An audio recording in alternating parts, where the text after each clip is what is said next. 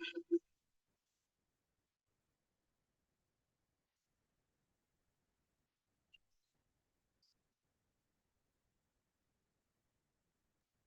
കൃഷ്ണ. എല്ലാവർക്കും പ്രണാമം. ശ്രീ രാധാ ഗോവിന്ദ ഇസ്കോൺ മംഗളൂരിന്റെ 18 ദിവസത്തെ ഗീതാദിനത്തിലേക്ക് എല്ലാവർക്കും സ്വാഗതം.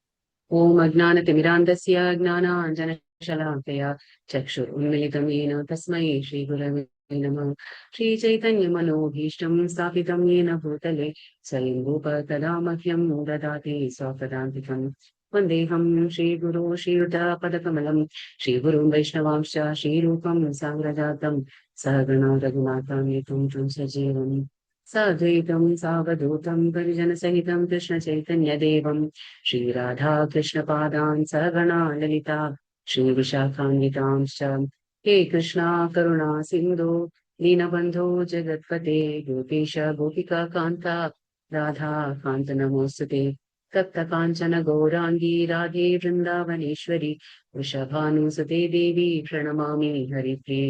വാഞ്ചാകल्पतरुभ्यश्च कृपा सिन्धुभ्य एव च पतितानां पावनेभ्यो वैष्णवेभ्यो नमो नमः. नमो विष्णुपादाय कृष्णपृष्ठाय भूतले श्रीमते भक्तिवेदान्त स्वामिनिति नामिने. नमस्ते सारस्वते देवे गौरवाणी प्रचारिणे निर्विशेष शून्यवादी पाश्चात्यदेशतारिणे.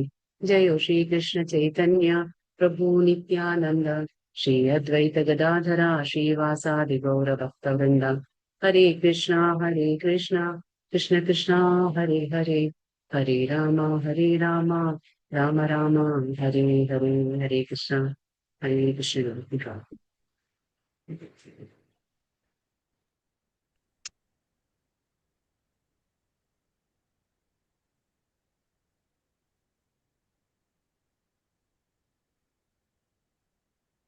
ഹരേ കൃഷ്ണ. അധ്യായം 16 ദേവാസുര ഭാവങ്ങൾ. അപ്പൊ ഇന്നലെ നമുക്ക് അധ്യായത്തിലെ 15-ാമത്തെ അധ്യായം പുരുഷോത്തമ യോഗമായിരുന്നു.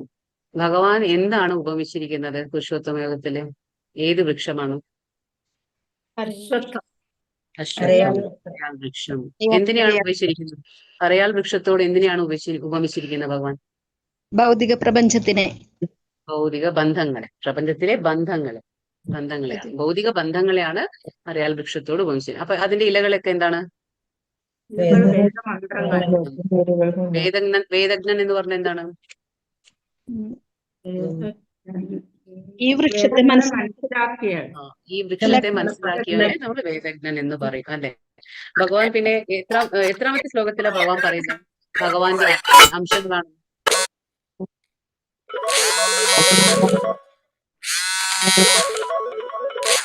ഹരേ കൃഷ്ണ. ആൻസർ പറയാത്തവരൊക്കെ മ്യൂട്ട് ചെയ്യണം. ഹരേ കൃഷ്ണ പറയും. എത്രാമത്തെ ഇതാണ് പറഞ്ഞ ഭഗവാൻ? ശ്ലോകത്തിലാണ് പറഞ്ഞത് ഭഗവാന്റെ അംശങ്ങളാണ്.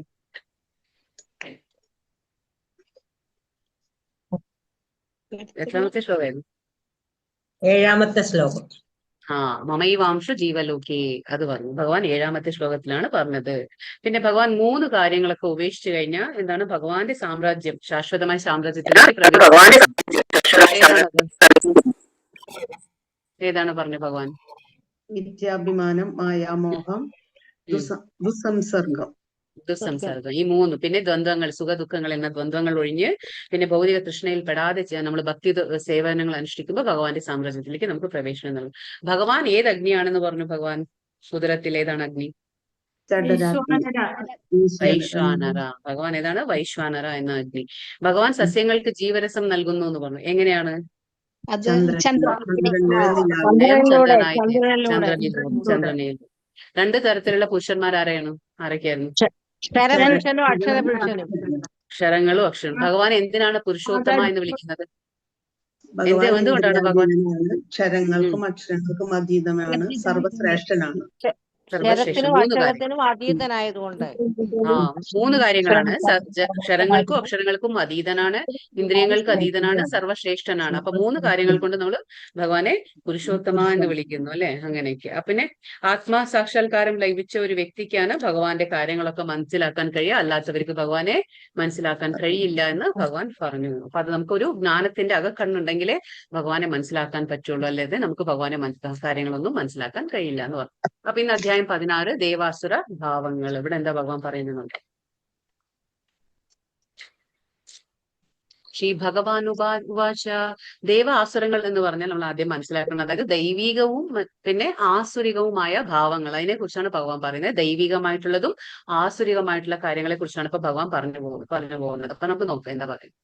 ശ്രീ ഭഗവാൻ ഉവാച അഭയം സത്വ സംശുദ്ധി ജ്ഞാനയോഗ വ്യവസ്ഥിതി ദാനം ദമശ്ച യജ്ഞശ്ച സ്വാധ്യായസ്തപ ആർജവം അഹിംസ സത്യം അക്രോധം അക്രോധസ്ത്യാഗ ശാന്തിരപൈശുനം ദയാഭൂതേഷു ലോലുത്വം മാർദവം ഹ്രീരചാപലം തേജക്ഷമ ധൃതി ശൗചം അദ്രോഹാനി നാതിമാനിത ഭവന്തി സമ്പദം ദൈവീം അഭിജാതസ്യ ഭാരത. അപ്പൊ ഭഗവാൻ എന്തൊക്കെയാണ് പറയുന്നത് ഇവിടെ നമുക്ക് നോക്കാം. പരമദിവ്യോത്തമ പുരുഷൻ പറഞ്ഞു, എന്താണ് പറയുന്നത്? ഹേ ഭാരത, നിർഭയത, അസ്തിത്വത്തിന്റെ ശുദ്ധി, ആധ്യാത്മിക ജ്ഞാനനിഷ്ഠ, ദാനം, ആത്മനിയന്ത്രണം, യജ്ഞം, വേദപഠനം, തപസ്, ലാളിത്യം, അഹിംസ, സത്യം, ക്രോധമില്ലായ്മ, ത്യാഗം, ശാന്തി, പരദൂഷണത്തിൽ വെറുപ്പ്, സർവ്വജീവികളോടും കാരുണ്യം, ലോഭമില്ലായ്മ, മൃദുല സ്വഭാവം, വിനയം, സ്ഥിരനിശ്ചയം, തേജസ്, ക്ഷമ, ധൈര്യം, ശൗചം, പിന്നെന്താണ് അസൂയരാഹിത്യം, ബഹുമതിക്കുള്ള അവാഞ്ചയില്ലായ്മ.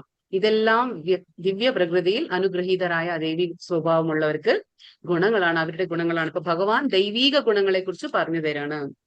നമ്മുടെ അധ്യായം തന്നെ അതാണ്, ദൈവികവും പിന്നെന്താണ് ആസുരിക ഗുണമായ അതിനെ കുറിച്ചാണ് ഇപ്പൊ നമ്മൾ സംസാരിക്കുന്നത്. അപ്പൊ ദൈവിക ഗുണത്തിലുള്ളവരുടെ ലക്ഷണങ്ങൾ പറഞ്ഞു കൊടുക്കണം ഭഗവാൻ. ആദ്യത്തെ എന്താണ്? പരമദിവ്യം. ഭഗവാൻ പറയുന്നത് എന്താണ്? ഫസ്റ്റ് നിർഭയത. അപ്പൊ എന്താണ് നിർഭയത എന്ന് പറഞ്ഞാൽ എന്താണ്? നമുക്ക് ആ പേടിയില്ലായ്മ. ഏറ്റവും കൂടുതൽ പേടി എന്താണ്? നമുക്ക് മരണപ്പേടി അല്ലെ, മരണത്തിന്റെ ഭയമാണ്, മൃത്യുഭയം. പക്ഷെ അങ്ങനെ എല്ലാവരും മ്യൂട്ട് ചെയ്യണം. ഹരേ കൃഷ്ണ.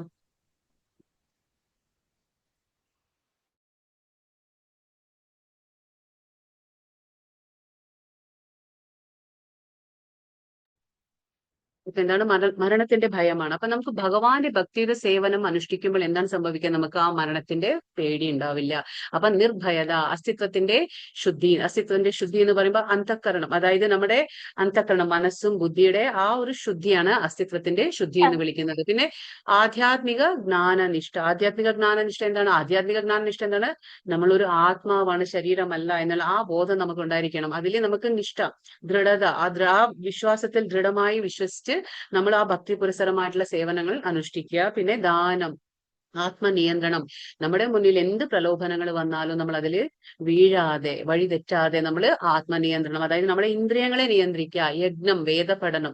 യജ്ഞം എന്ന് പറഞ്ഞാൽ എന്താണ്? കലിയുഗത്തിലെ യജ്ഞം എന്താ നമുക്ക് ചെയ്യാൻ പറ്റുന്നത്? നമുക്ക് ഹരേ കൃഷ്ണ മന്ത്രമാണ് ജപിക്കാൻ പറ്റുന്നത്. അപ്പോ യജ്ഞം എന്ന് പറഞ്ഞാൽ കലിയുഗത്തിൽ ഹരേ കൃഷ്ണ മന്ത്രമാണ്. വേദപഠനം എന്ന് നമുക്ക് വേദങ്ങൾ പഠിക്കാനല്ല, നമുക്കിപ്പോ ഭഗവാൻ പറഞ്ഞില്ലേ, വേദങ്ങളിൽ എല്ലാം ഉദ്ദേശിക്കുന്നത്, വേദത്തിന്റെ ഉദ്ദേശം എന്താണ്? എല്ലാ വേദങ്ങളുടെ ഉദ്ദേശം എന്താണ്? ശ്രീകൃഷ്ണ ഭഗവാനെ മനസ്സിലാക്കുക എന്നുള്ളത്. അപ്പൊ നമുക്ക് ഡയറക്റ്റ് ആയിട്ട് ഭക്തിയുടെ സേവനങ്ങൾ അനുഷ്ഠിക്കുമ്പോൾ എന്താണ്? നമുക്ക് ആ വേദം പഠിച്ചതിന്റെ തുല്യമാണ്. അപ്പൊ നമുക്ക് വേദങ്ങൾ സെപ്പറേറ്റ് പഠിച്ചില്ലെങ്കിലും ഭഗവാന്റെ ഭഗവത്ഗീത പഠിക്കുമ്പോഴും ഭഗവാന്റെ സേവനയിൽ നിരതരാകുമ്പോൾ എന്താണ്? നമുക്ക് ആ വേദ പഠനത്തിന്റെ ആ ഉദ്ദേശം പൂർത്തീകരിക്കാൻ പറ്റും. തപസ് എന്ന് പറഞ്ഞാൽ ശാരീരികമായിട്ട് മാത്രമല്ല, മാനസികമായിട്ടും നമ്മുടെ ആ വാക്കുകളിലൂടെയും നമ്മൾ തപശ്ചര്യ പാലിക്കണം.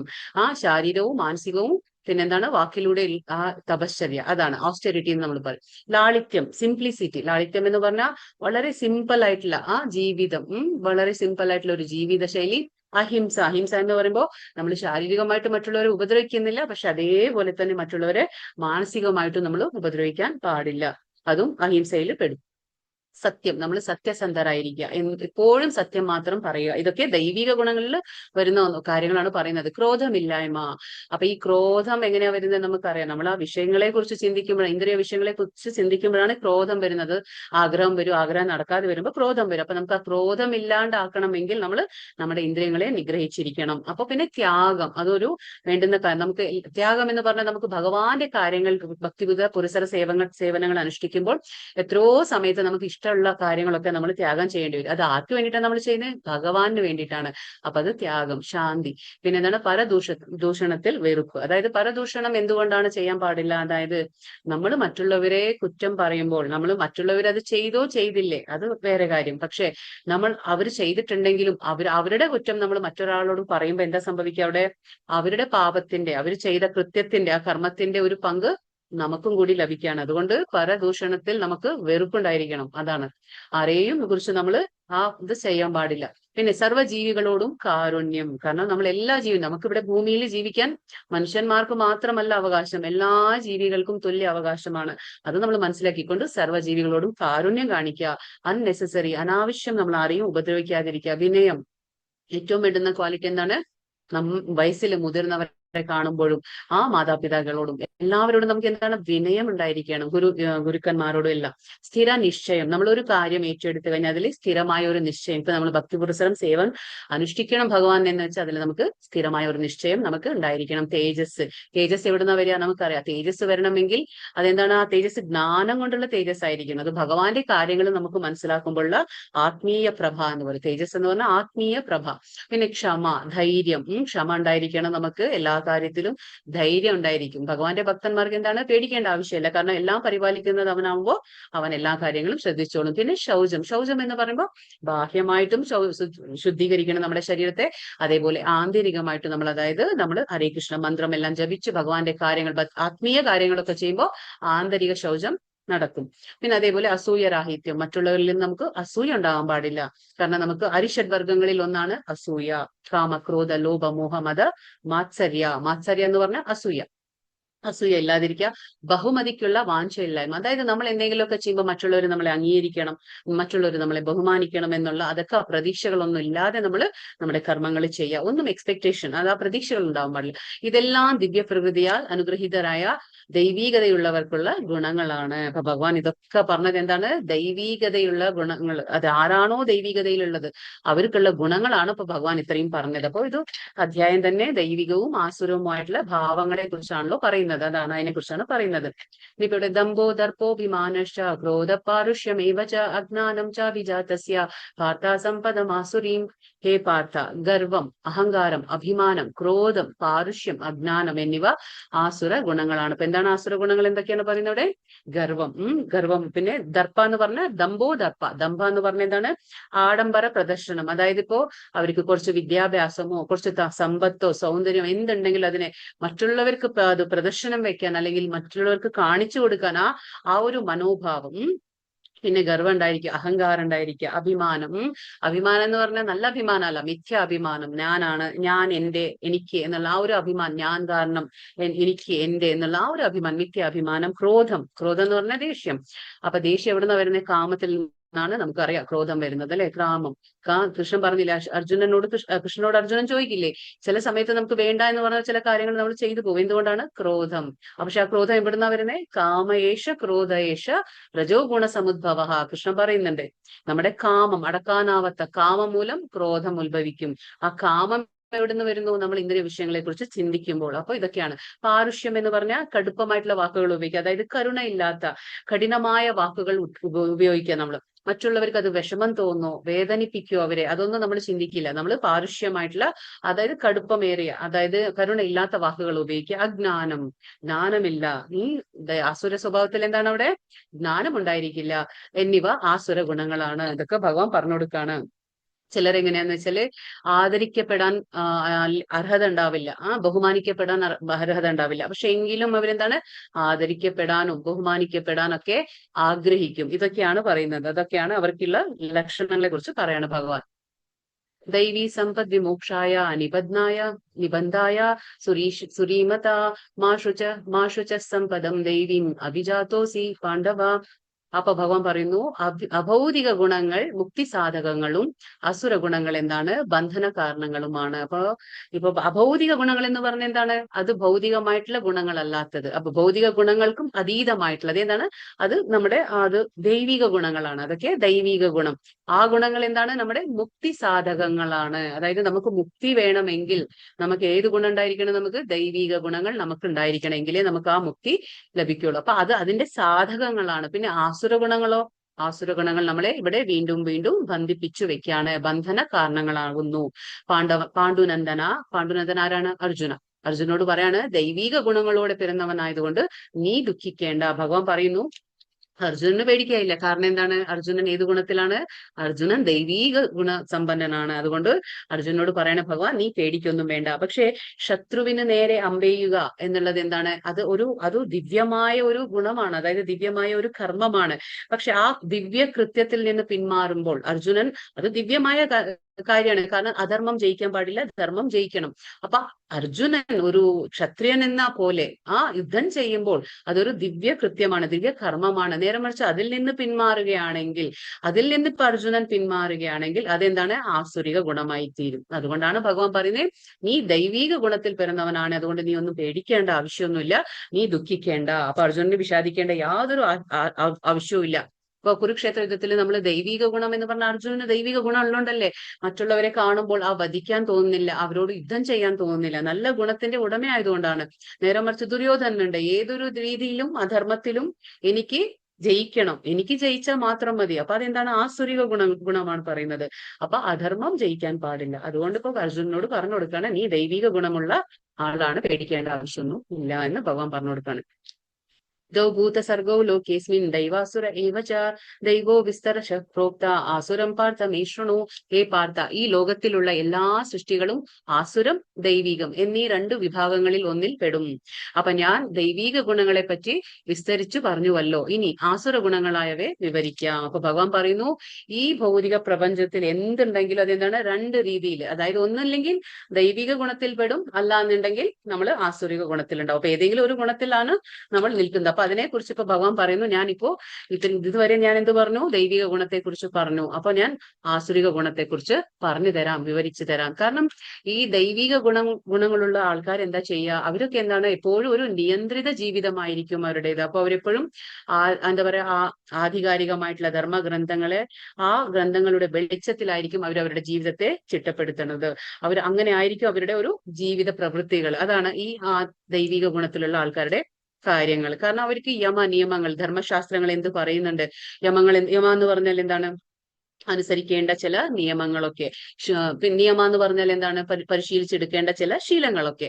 അപ്പൊ ഈ നിയമം എന്താ, അതൊക്കെ അവർക്ക് അറിയാം. കാരണം ആ ധർമ്മശാസ്ത്രത്തിന്റെ, ആ ആധികാരികമായിട്ടുള്ള ധർമ്മശാസ്ത്രത്തിന്റെ വെളിച്ചത്തിലാണ് അവരുടെ ജീവിതത്തെ നയിക്കുന്നത്. അപ്പൊ അതിന്റെ വെളിച്ചത്തിൽ നയിക്കുമ്പോൾ എന്താണ്? നമുക്ക് ബോധം ഉണ്ടായിരിക്കും. അപ്പൊ നമ്മൾ ദൈവിക ഗുണങ്ങൾ തന്നെ നമ്മൾ ഉണ്ടാകാം നമ്മുടെ അടുത്ത്. അപ്പൊ അതാണ് പറയുന്നത്. അപ്പൊ ദേവന്മാരും അസുര, അപ്പൊ ഈ ദേവന്മാരും അസുരന്മാരുടെ കാര്യങ്ങളാണല്ലോ ഇപ്പൊ ഭഗവാൻ പറയുന്നത്. അതായത് ഇപ്പോ കശ്യപ എന്ന് പറയും. കശ്യപ ആരാണ്? ബ്രഹ്മാവിന്റെ പുത്രനാണ് കശ്യപ.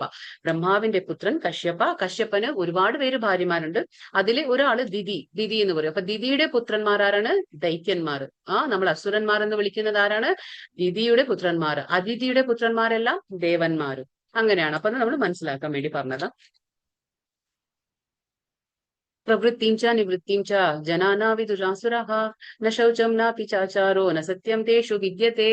ചെയ്യേണ്ടത് എന്താണെന്നോ ചെയ്യരുതാത്തത് എന്തെന്നോ ആസുര സ്വഭാവികൾക്ക് അറിഞ്ഞുകൂടാ. വിശുദ്ധിയോ നല്ല പെരുമാറ്റമോ സത്യസന്ധതയോ അവർക്ക് ഉണ്ടായിരിക്കില്ല. അപ്പൊ ഭഗവാൻ ഇവിടെ പറഞ്ഞു കൊടുക്കാണ്, ഈ ആസുരികമായിട്ടുള്ള ഗുണങ്ങളുള്ള ആൾക്കാർക്ക് എന്താണ്? ഈ അസുര ഗുണങ്ങളുള്ള ആൾക്കാർക്ക് എന്ത് ചെയ്യണം, എന്ത് ചെയ്യാൻ പാടില്ല അവർക്ക് അറിഞ്ഞുകൂടാ. കാരണം എന്താണ്? ധർമ്മശാസ്ത്രത്തിന്റെ വെളിച്ചത്തിലല്ല അവർ പ്രവർത്തികൾ ചെയ്യുന്നത്. അവർക്ക് തന്നിഷ്ടം പോലെ, തനിക്ക് തോന്നുന്നത് പോലെ, അവരുടെ സ്വന്തം നിയമങ്ങൾ അനുസരിച്ചാണ് അവർ ജീവിക്കുക. അപ്പൊ എന്താണ്? അവരെന്തും ചെയ്യും. അവർക്ക് തോന്നുന്നത് എന്തോ അവർ ചെയ്യും. ഇത് ശരിയാണോ തെറ്റാണോ, ഇത് ചെയ്യേണ്ടതാണോ ചെയ്യാൻ പാടില്ലാത്തതാണോ ഒന്നും അവർക്ക് അറിഞ്ഞുകൂടാ. അപ്പൊ പെരുമാറ്റമോ സത്യസന്ധത അവർക്ക് ഉണ്ടായിരിക്കില്ല. വിശുദ്ധി ഉണ്ടായിരിക്കില്ല.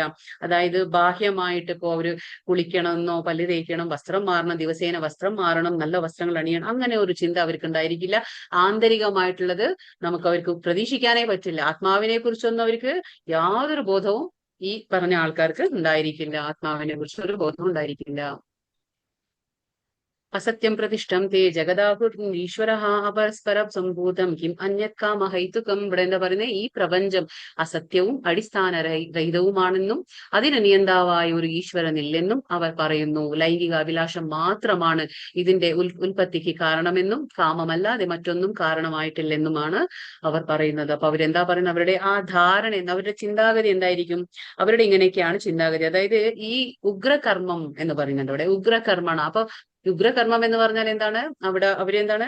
ഈ ക്രൂരമായ ദുരിതപൂർണമായ കർമ്മങ്ങളിൽ ഏർപ്പെടും. ഉഗ്രകർമ്മം എന്ന് പറഞ്ഞാൽ ദുരിതപൂർണമായ കർമ്മങ്ങളിൽ ഏർപ്പെടുന്നതാണ് ഉഗ്രകർമ്മം. പക്ഷെ ഇവിടെ ഇവർ എന്താ വിചാരിക്കുന്നത്? ഈ പ്രപഞ്ചം തനിയെ അങ്ങ് ഉളവായി, ഇതിന്റെ പിന്നിൽ ഒരു ഈശ്വരനുണ്ട്, അതാണ് ഇതിങ്ങനെയൊക്കെ സംഭവിക്കുന്ന. അവരൊന്നും ചിന്തിക്കില്ല. അവർക്ക് എന്താണ്?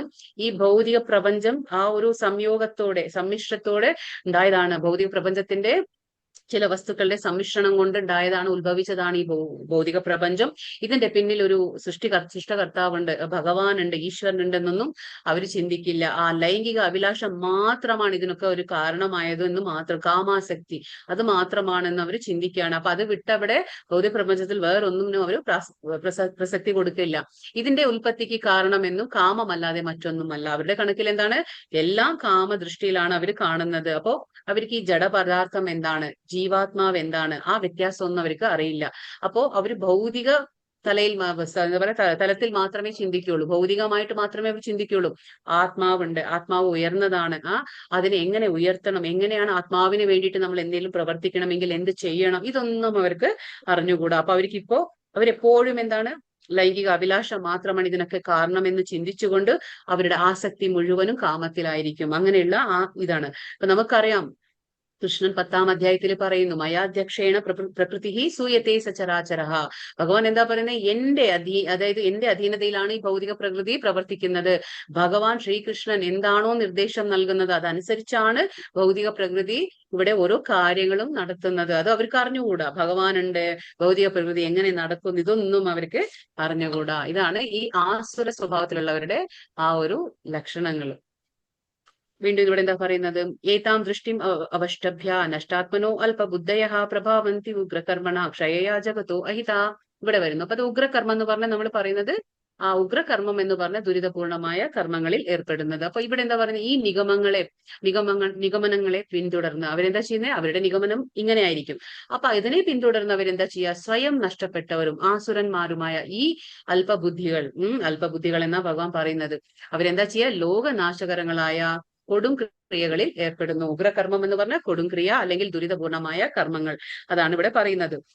അപ്പൊ ഇവർക്ക് എന്താണ്, ഈ ഭൗതിക ലോകം ആവുന്നത്ര അവർക്ക് ആസ്വദിക്കാനാണ് അവര് നോക്കുന്നത്. അപ്പൊ അവർക്ക് എന്താണ്, അവർക്ക് ഒരിക്കലും അവര് മറ്റുള്ള മനുഷ്യന്മാരോടാവട്ടെ മറ്റുള്ള മൃഗങ്ങളോടാവട്ടെ, നമ്മൾ ഹാർമോണിയൽ കോ എക്സിസ്റ്റൻസ് എന്ന് പറയും, അതായത് മറ്റുള്ള അന്യ മൃഗങ്ങളോടൊന്നും ഒരു തരത്തിലും അവർ കരുണ കാണിക്കില്ല. അവർ ക്രൂരതയാണ് കാണിക്കുന്നത്. എല്ലാവരോടും ക്രൂരത കാണിച്ചുകൊണ്ടും അവരങ്ങനെയൊക്കെ ചിന്തിക്കുക. അവർ വിചാരിക്കും അതായത് നമ്മൾ ഈ ആധുനികമായിട്ട് എന്തെങ്കിലും കണ്ടുപിടുത്തങ്ങളൊക്കെ, ഭൗതികമായിട്ടുള്ള കണ്ടുപിടുത്തങ്ങൾ, ആധുനികമായിട്ടുള്ള കണ്ടുപിടുത്തങ്ങളൊക്കെ അത് മാനവ സമുദായത്തെ നമ്മൾ മുന്നോട്ട് നയിക്കുമെന്നാണ് അവർ ചിന്തിക്കുന്നത്. പക്ഷെ അത് അങ്ങനെയാണോ?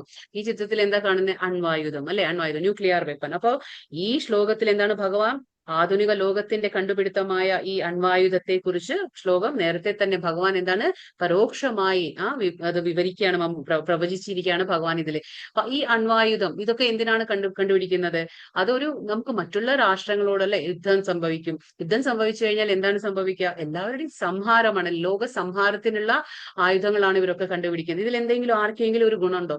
സ്വയം നശിക്കുക, മറ്റുള്ളവരെ നശിപ്പിക്കുക എന്ന് മാത്രം.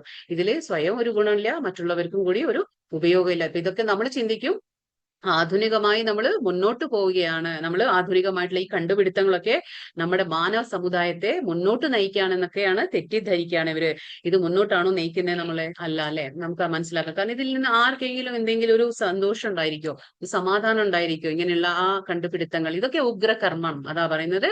ഇതൊക്കെ എന്താണ്, കൊടും ക്രിയകൾ അല്ലെങ്കിൽ ദുരിതപൂർണമായ കർമ്മങ്ങൾ എന്നാണ് പറയുന്നത്. ഉഗ്രകർമ്മം എന്ന് പറഞ്ഞതാണ്.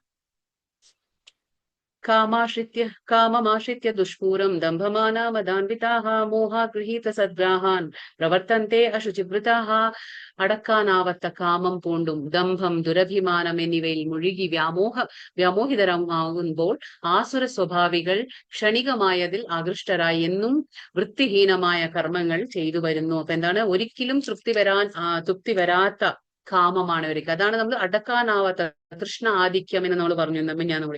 അപ്പൊ തൃഷ്ണ ആധിക്യം എന്ന് പറഞ്ഞാൽ അടക്കാനാവാത്ത സുഖഭോഗ ആസക്തി. അതായത് ഭൗതിക പ്രപഞ്ചത്തിൽ നമ്മുടെ ഇന്ദ്രിയങ്ങൾ ഉപയോഗിച്ചുകൊണ്ട് എങ്ങനെയാണ് എനിക്ക് സുഖിക്കാം, എങ്ങനെ എനിക്ക് സന്തോഷിക്കാൻ കഴിയും, അത് മാത്രമാണ്. അതായത് ബാഹ്യമായിട്ട് ശാരീരിക തലത്തിൽ മാത്രമേ ഇവർ ചിന്തിക്കുള്ളൂ. അപ്പൊ അവർക്ക് അത് മാത്രമേ ഉള്ളൂ. അതായത് എങ്ങനെ ഞാൻ ആസ്വദിക്കാൻ പറ്റി ഭൗതിക പ്രകൃതിയെ, എന്റെ ഈ ഇന്ദ്രിയ ഭോഗങ്ങൾ എങ്ങനെ ഞാൻ ആസ്വദിക്കാം, എന്റെ ഇന്ദ്രിയങ്ങളെ ഉപയോഗിച്ചുകൊണ്ട് ഞാൻ എങ്ങനെ ആസ്വദിക്കാം. അവർക്ക് ദമ്പം, ദമ്പം എന്ന് പറഞ്ഞാൽ ഈ എന്താ പ്രകടനം, അത് നമ്മൾ പറയില്ലേ ഷോ ഓഫ് എന്ന്, അതായത് ആ മറ്റുള്ളവർക്ക് കാണിക്കാനുള്ള ആ പ്രവണത അവരിൽ കൂടുതൽ ഉണ്ടായിരിക്കും. ആ ദുരഭിമാനം, അഭിമാനം എന്താണ്, ഞാൻ ആത്മാവാണ്, ഞാൻ ഈ ശരീരമല്ല എന്നുള്ളത്. പക്ഷെ ദുരഭിമാനം പറഞ്ഞാൽ എന്താണ്, ഞാൻ എന്റെ എന്നുള്ള ആ ഒരു അഹങ്കാരം അല്ലെ, ഇതൊക്കെ എന്റെ നിന്ന് സംഭവിച്ചു, എനിക്ക് ഇത്രയും കഴിവുണ്ട്, ഞാൻ ഇത്രയും ശക്തനാണ് എന്നുള്ള ആ ഒരു ദുരഭിമാനം, ആ ശാരീരിക തലത്തിൽ നടക്കുന്നതാണ് ദുരഭിമാനം. എന്നിവയിൽ മുഴുകി അവരെന്താണ്, വ്യാമോഹിതരാകാണ്. വ്യാമോഹിതം എന്ന് പറഞ്ഞാൽ ശരി തെറ്റോടെ സമൂഹ അവസ്ഥയിലാകും അവര്. പിന്നെ എന്താണ് ശരി തെറ്റ് മനസ്സിലാവും, വ്യാമോഹം, അടക്കാനാവാത്ത ആഗ്രഹം, ഒന്ന് കഴിഞ്ഞ മറ്റൊന്ന് അങ്ങനെയുള്ള ആ വ്യാമോഹത്തിന്റെ വലയിൽ കുടുങ്ങാണ് അവര്. അതിൽ ആസക്തരാവുകയാണ് അവർ. ഈ ആസുര സ്വഭാവികൾ എന്താണ്, ക്ഷണികമായതിൽ ആകൃഷ്ടരായി. ഇപ്പോ നമ്മൾ എന്ത് തന്നെ നമ്മുടെ ഇന്ദ്രിയങ്ങളെ തൃപ്തിപ്പെടുത്താൻ നോക്കുമ്പോഴും അത് ശാരീരിക തലത്തിൽ മാത്രമാണ്. കാരണം ഈ ശരീരം നശിച്ചു പോകുന്ന ഒന്നാണ്, ഇത് ശാശ്വതമായ ഒന്നല്ല ശരീരം. പക്ഷെ അതിന്റെ ഉള്ളിൽ വസിക്കുന്ന ശാശ്വതമായ അതീന്ദ്രനായ എന്താ പറയുക, അവിനാശിയായ ആത്മാവിനെ കുറിച്ച് ഇവര് ചിന്തിക്കുന്നില്ല. വരും അവരുടെ അട്രാക്ഷൻ, ആകർഷണം എന്താണ്, ക്ഷണികമായ ഇന്ദ്രിയ തൃപ്തിയാണ് അവർക്ക് ഇഷ്ടം എപ്പോഴും. അതാണ് ആ വൃത്തിഹീനമായ ആ ഇന്ദ്രിയ തൃപ്തിക്ക് വേണ്ടിയിട്ട് അവർ ഏതൊരു വൃത്തിഹീനമായ കർമ്മങ്ങളും ചെയ്യാൻ അവര് മടിക്കില്ല. ആര്, അസുരന്മാരായ ആൾക്കാർ. കാമമാശ്രിത്യം ദുഷ്പൂരം, അതായത് അടക്കാനാവാത്ത കാമം എന്ന് പറഞ്ഞ എന്താണ്, ആഗ്രഹം, കാമം എന്ന് പറഞ്ഞാൽ അടക്കാനാവാത്ത ആഗ്രഹം. ഇത് സ്റ്റോറി നമുക്ക് ലാസ്റ്റ് പറയാം. വീണ്ടും 11-12 ശ്ലോകം എന്താ പറയുക, ചിന്താമപരിമേയം ച പ്രളയാന്താമുപാശ്രിതാഃ കാമോപഭോഗപരമാ ഏതാവതി നിശ്ചിതാഃ ആശാപാശശതൈർബദ്ധ കാമക്രോധ പരായണാഃ ഈഹന്തെ കാമഭോഗാർത്ഥ മന്യായേനാർത്ഥ സഞ്ചയാൻ. 11-12 ശ്ലോകത്തിൽ എന്താ പറയുന്നത്, ഇന്ദ്രിയ സന്ദർപ്പണമാണ് മാനുഷിക സംസ്കാരത്തിന്റെ പ്രധാന ആവശ്യം എന്നവര് കരുതുന്നു. ഇന്ദ്രിയ സന്ദർപ്പണം എന്ന് പറഞ്ഞാൽ എന്താണ്, അളവറ്റ ഉത്കണ്ഠ. അപ്പൊ ഇന്ദ്രിയ സന്ദർപ്പണം, നമ്മുടെ ഇന്ദ്രിയങ്ങളെ, ശരീരത്തിലുള്ള ആ ഇന്ദ്രിയങ്ങൾക്ക് 5 ഇന്ദ്രിയ കർമ്മേന്ദ്രിയങ്ങളുണ്ട്, ജ്ഞാനേന്ദ്രിയങ്ങളുണ്ട്. അപ്പൊ അതിന്റെ ഇന്ദ്രിയ വിഷയങ്ങളുണ്ട്. അപ്പൊ ആ ഇന്ദ്രിയ വിഷയത്തിൽ മാത്രമാണ് ഇവർക്ക് ആസക്തി. ആ ഇന്ദ്രിയ വിഷയത്തിൽ ആസക്തി ആവുമ്പോ എന്താണ്, അതാണ് മനുഷ്യ സംസ്കാരത്തിന്റെ പ്രധാന ആവശ്യം എന്നേ ചിന്തിക്കുള്ളൂ. വേറെ അവർക്കൊന്നും തോന്നില്ല. അതായത് വേറെ നമുക്ക് ജീവിക്കുമ്പോൾ ഇവിടെ ഭൗതിക, നമ്മൾ മനുഷ്യന്മാരും മൃഗത്തെ പോലെ അല്ല, നമുക്കിവിടെ വേറെയും പലതും ഉണ്ട് ചിന്തിക്കാൻ. നമുക്ക് ആത്മാവിന്റെ തലത്തിൽ ചിന്തിക്കണം എന്നൊന്നും അവർ ചിന്തിക്കില്ല. അവർക്ക് പ്രധാന ആവശ്യം എന്താണ്, ഭൗതിക സുഖാനുഭവങ്ങൾ, ആ ഇന്ദ്രിയ സംതൃപ്തി, അത് സന്ദർപ്പണം, അത് മാത്രമാണ് മാനുഷിക സംസ്കാരത്തിന്റെ ഒരു പ്രധാന ആവശ്യം എന്നവർ ചിന്തിക്കുന്നു. പിന്നെന്താണ് ചെയ്യുന്നത്, അവര് അക്കാരണത്താൽ ജീവിത അവസാനം വരെയും അളവറ്റ വ്യാകുലതയോടെ കഴിഞ്ഞുകൂടേണ്ടതായി വരുന്നു. കാരണം നമുക്ക് എന്താണ്, ആഗ്രഹങ്ങൾ കടിഞ്ഞാണില്ലാതെ ആകുമ്പോൾ, നമുക്ക് അത് അളവറ്റ ആ തൃഷ്ണ ആധിക്യം വരുമ്പോ എന്താ സംഭവിക്കുക, ആഗ്രഹത്താൽ നമുക്ക് എന്താണ്, മനസ്സമാധാനം ഉണ്ടായിരിക്കില്ല, നമുക്ക് എപ്പോഴും ഉത്കണ്ഠയായിരിക്കും, നമുക്ക് ആശങ്കയായിരിക്കും. ഇങ്ങനെയൊക്കെ ആ ചിന്താഗതി അല്ലെ. കാരണം അതിനെ എങ്ങനെയെങ്കിലുമൊക്കെ സാധിച്ചെടുക്കണം എന്നുള്ള ആ ഒരു ചിന്തയിലായിരിക്കും നമ്മളെപ്പോഴും, ആ വ്യാകുല അവസ്ഥയിലായിരിക്കും നമ്മളെപ്പോഴും. പിന്നെ അനേകായിരം ആഗ്രഹങ്ങളുടെ വലക്കെട്ടിൽപ്പെട്ട്, ഇപ്പൊ ആഗ്രഹങ്ങൾ എങ്ങനെയാണ്, ഓരോ ആഗ്രഹം ഓരോ കയർ പോലെയാണ്. അത് നമ്മളിങ്ങനെ കെട്ടിയിടാണ്. നമ്മളെ ഈ ഭൗതിക പ്രപഞ്ചത്തിൽ നമ്മുടെ ആഗ്രഹങ്ങൾ, നമ്മൾ ഇന്നലെ പറഞ്ഞു 15-ാം അധ്യായത്തിൽ നമ്മൾ ആധ്യാത്മിക ലോകവും ഭൗതിക ലോകവും തമ്മിൽ ആ വേർതിരിക്കുന്നത് എന്താണ്, ആ ആഗ്രഹം, ഡിസയർ എന്ന് നമ്മൾ കണ്ടു അല്ലെ. ഈ ആഗ്രഹങ്ങൾ മൂലമാണ് നമ്മൾ ഇവിടെ തന്നെ നിൽക്കുന്നത്, വീണ്ടും വീണ്ടും ഭൗതിക പ്രപഞ്ചത്തിൽ നമ്മൾ ജനന മരണ ചക്രത്തിൽ വരുന്നത്. എന്തുകൊണ്ടാണ്, ആഗ്രഹം. അപ്പൊ അനേകായിരം ആഗ്രഹങ്ങൾ എന്താ ചെയ്യുന്നത്, നമ്മളെ കെട്ടിയിടാണ് ചെയ്യുന്നത്. ഭൗതിക പ്രപഞ്ചത്തിൽ നമ്മളെ കെട്ടിയിടാണ് ചെയ്യുന്നത്, കാമക്രോധങ്ങൾക്ക് അധീനരായി. അപ്പൊ നമുക്ക് അതിനെ ജയിക്കാൻ പറ്റില്ല.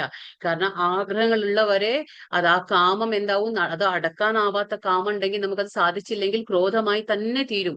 അതാണ്. അപ്പൊ അത് നമ്മളിൽ നിന്ന് ഓരോ പ്രവൃത്തികൾ ചെയ്യിപ്പിക്കും. നമുക്ക് എന്താ പറയാ, നമുക്ക് ആ ഒരു കൊടും ക്രിയകൾ അല്ലെങ്കിൽ വൃത്തിഹീനമായ ക്രിയകളിൽ നമ്മൾ ഏർപ്പെടും. അതാണ് പറയുന്നത് ക്രോധം.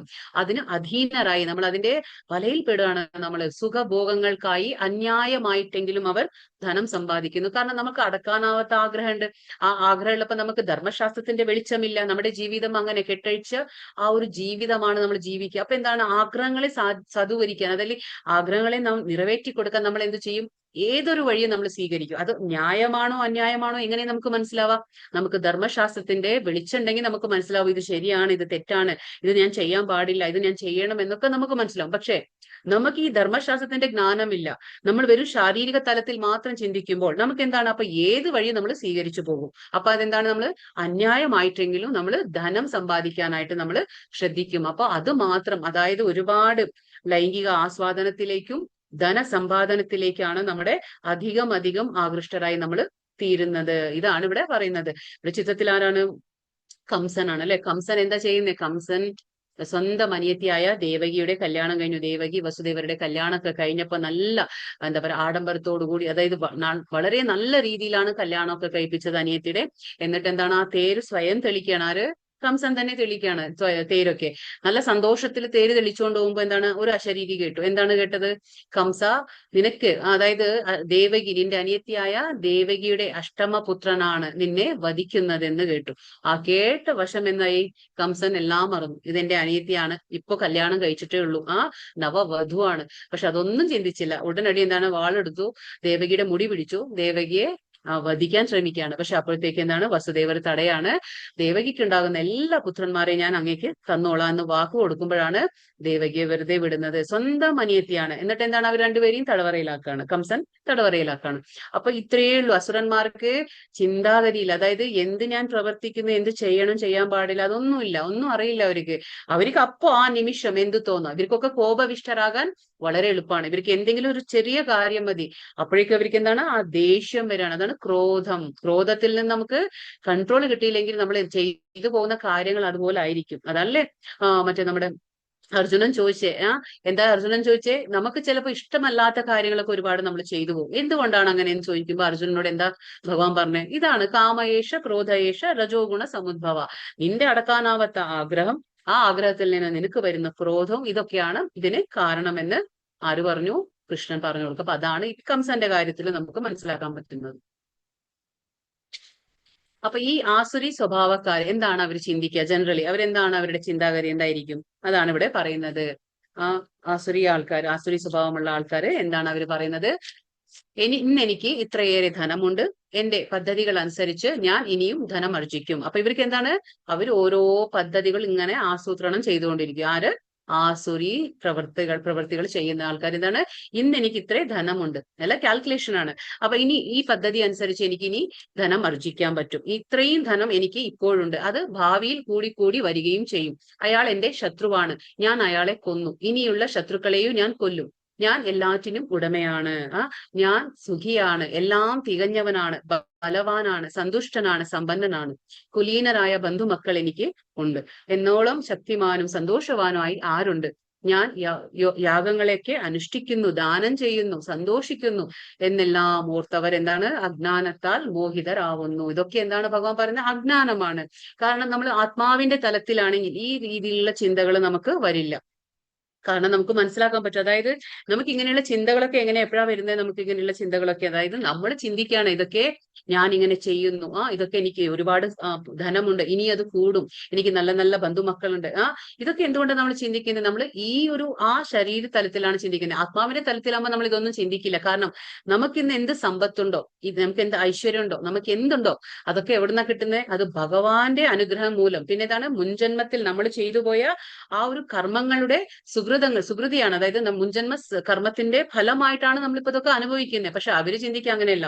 ഇതൊക്കെ ഞാൻ നേടിയെടുത്തു, ഇതൊക്കെ എന്റെ ഒരു അധ്വാനം കൊണ്ടുണ്ടായതാണ്, ഇത് എന്റെ കഴിവ് മാത്രമാണ്. അവര് സ്വന്തം കഴിവിനെ വിശ്വസിക്കുകയുള്ളൂ. ഭഗവാന്റെ ഒരു കാരുണ്യമുണ്ട് മുൻജന്മത്തിലൊന്നും അത് മുൻജന്മത്തിൽ ഞാൻ ചെയ്ത കർമ്മങ്ങളുടെ ഫലമാണെന്ന് അവര് ചിന്തിക്കില്ല. അപ്പൊ ഇതൊക്കെയാണ് അവരെന്താ പിന്നെ പറയുന്നത്?